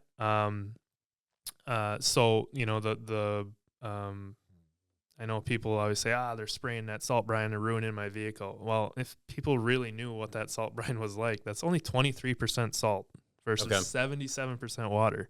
Yeah, there is some salt in it. But when you see that truck going down the road spreading rock salt, that's 100% rock salt. And when it hits the road, it probably bounces up into your car, onto your frame. I don't know. It's ending up and it just sits there, right? And the other thing is like when rock salt gets spread, what does rock salt need to activate? Well, it needs water. It needs to dissolve somehow. So like a lot of that salt, it'll maybe just hit the road and bounce off, go right into the gutter or go off into the field or wherever it may be. Well, that's wasted money, right? Mm-hmm. So we actually have a couple units now that we're pre-wetting. So we're what they call pre-wetting, where the salt is coming off the conveyor of the salt truck, and the salt brine is actually spraying on the rock salt, so it's activating that already. So you got, as soon as that rock salt hits the ground, it's already been sprayed with brine, so mm-hmm. it's already dissolving itself. So it all of a sudden, boom, just like that, it's working. So I think the future is probably salt brine. So I'm trying to get ahead of the game and get as much knowledge on it as I can. I'm not a pro at it by any means, but I have learned a lot of it through a lot of different courses and stuff. So when you like to give me a hard time and I like to fire back at you, get educated. So that's what I'm here for, is to educate you. So, so you're using less salt, the salt's sticking better to the road. Yeah. So we're using a ton less salt. I mean, that's like, why do we want to save salt? Well, because A, cost, and B, the pollution to our streams and rivers and lakes around here. I mean, when you see a big lake or whatever that's full of green algae and stuff, and that's because of salt pollution. And I always blame that on all that fertilizer you put on your lawn. Well, that too. But really, no, that's a testament to the salt that, I mean, there's maps out there or whatever, that classes that I go to that really show like a spike in a upward trend of the pollution that's going into our natural waters because of the rock salt. So the more salt brine and the more technology, the more we can use that, I think overall in the end, it's going to be better for us, and it's going to be a heck of a lot cheaper for, rock salt continues to go upward just because it's costs so much to process it and to ship it here and to haul it and all that stuff, where salt brine, yeah, we still have to haul it here, but we're like mixing it down and only using 23% of it. And so there's a lot of benefits to it, and, a lot of naysayers out there that I know think that we're just, like I said, wrecking their car. But I would definitely be willing to explain to them why we're doing it any day of the week. That's really interesting. I didn't, even a little bit that we had previously talked about, I didn't realize the water spraying on the salt to activate it right away. That's pretty interesting. It's cool. Like that's I said, cool. The average person just follows that salt truck and sees that he's obviously a pain in the ass because he's going slow and you can't get around him. And God forbid you're late for work or you're late to go to the Hardee's to get your sandwich or whatever it may be, But like I said, there's a lot going into it than just driving down the road. I mean, there's a lot of decisions that get made on prior to the storm, during the storm, post-storm. Every winter event's going to be different, and there's a lot of different ways we can tackle it nowadays. So I really find myself getting invested in that type of stuff. That's why I love my job so much, is I love being able to challenge our guys to try to save salt, and I try to come up with different scenarios on what we can do to, build up our arsenal or our toolbox and how to take care of different weather situations and stuff Sure. like that. So, like I said, I'm always learning, always going to different classes, and yeah, for sure, I'm not the salt brine expert by any means, but like I said, I'll go toe to toe with people if they want. Sure. Anything else exciting you got going on in the world? Otherwise, I think we've been talking darn near 3 hours. I think That's awesome. No, it's cool. I'm just super grateful. This studio is awesome. I'm glad you did this. Like I said, I've been wanting to tell my story a long time, and just talking through you now, it's brought back a lot of memories throughout the years. And I've only been around 33 years, but I'm damn happy to be here, and grateful for all the things that have transpired through my life so far. And like I said, again, thanks for having me. And yeah, no, I appreciate it. Like I said, glad we could to do this. There was, a lot of the things in your racing career and that I didn't even, in early childhood, that I didn't even realize because I was never a part of it and doing my own thing. Because, racing, whether you're racing in the winter, it's still a year-round thing. It's a year-round thing for me. You were racing. I was building something new, and I was gearing up for something 6 months away already. So it's that was fantastic. I appreciate sharing the story with all of us. Absolutely. Thank you. All right. Thanks, Cody.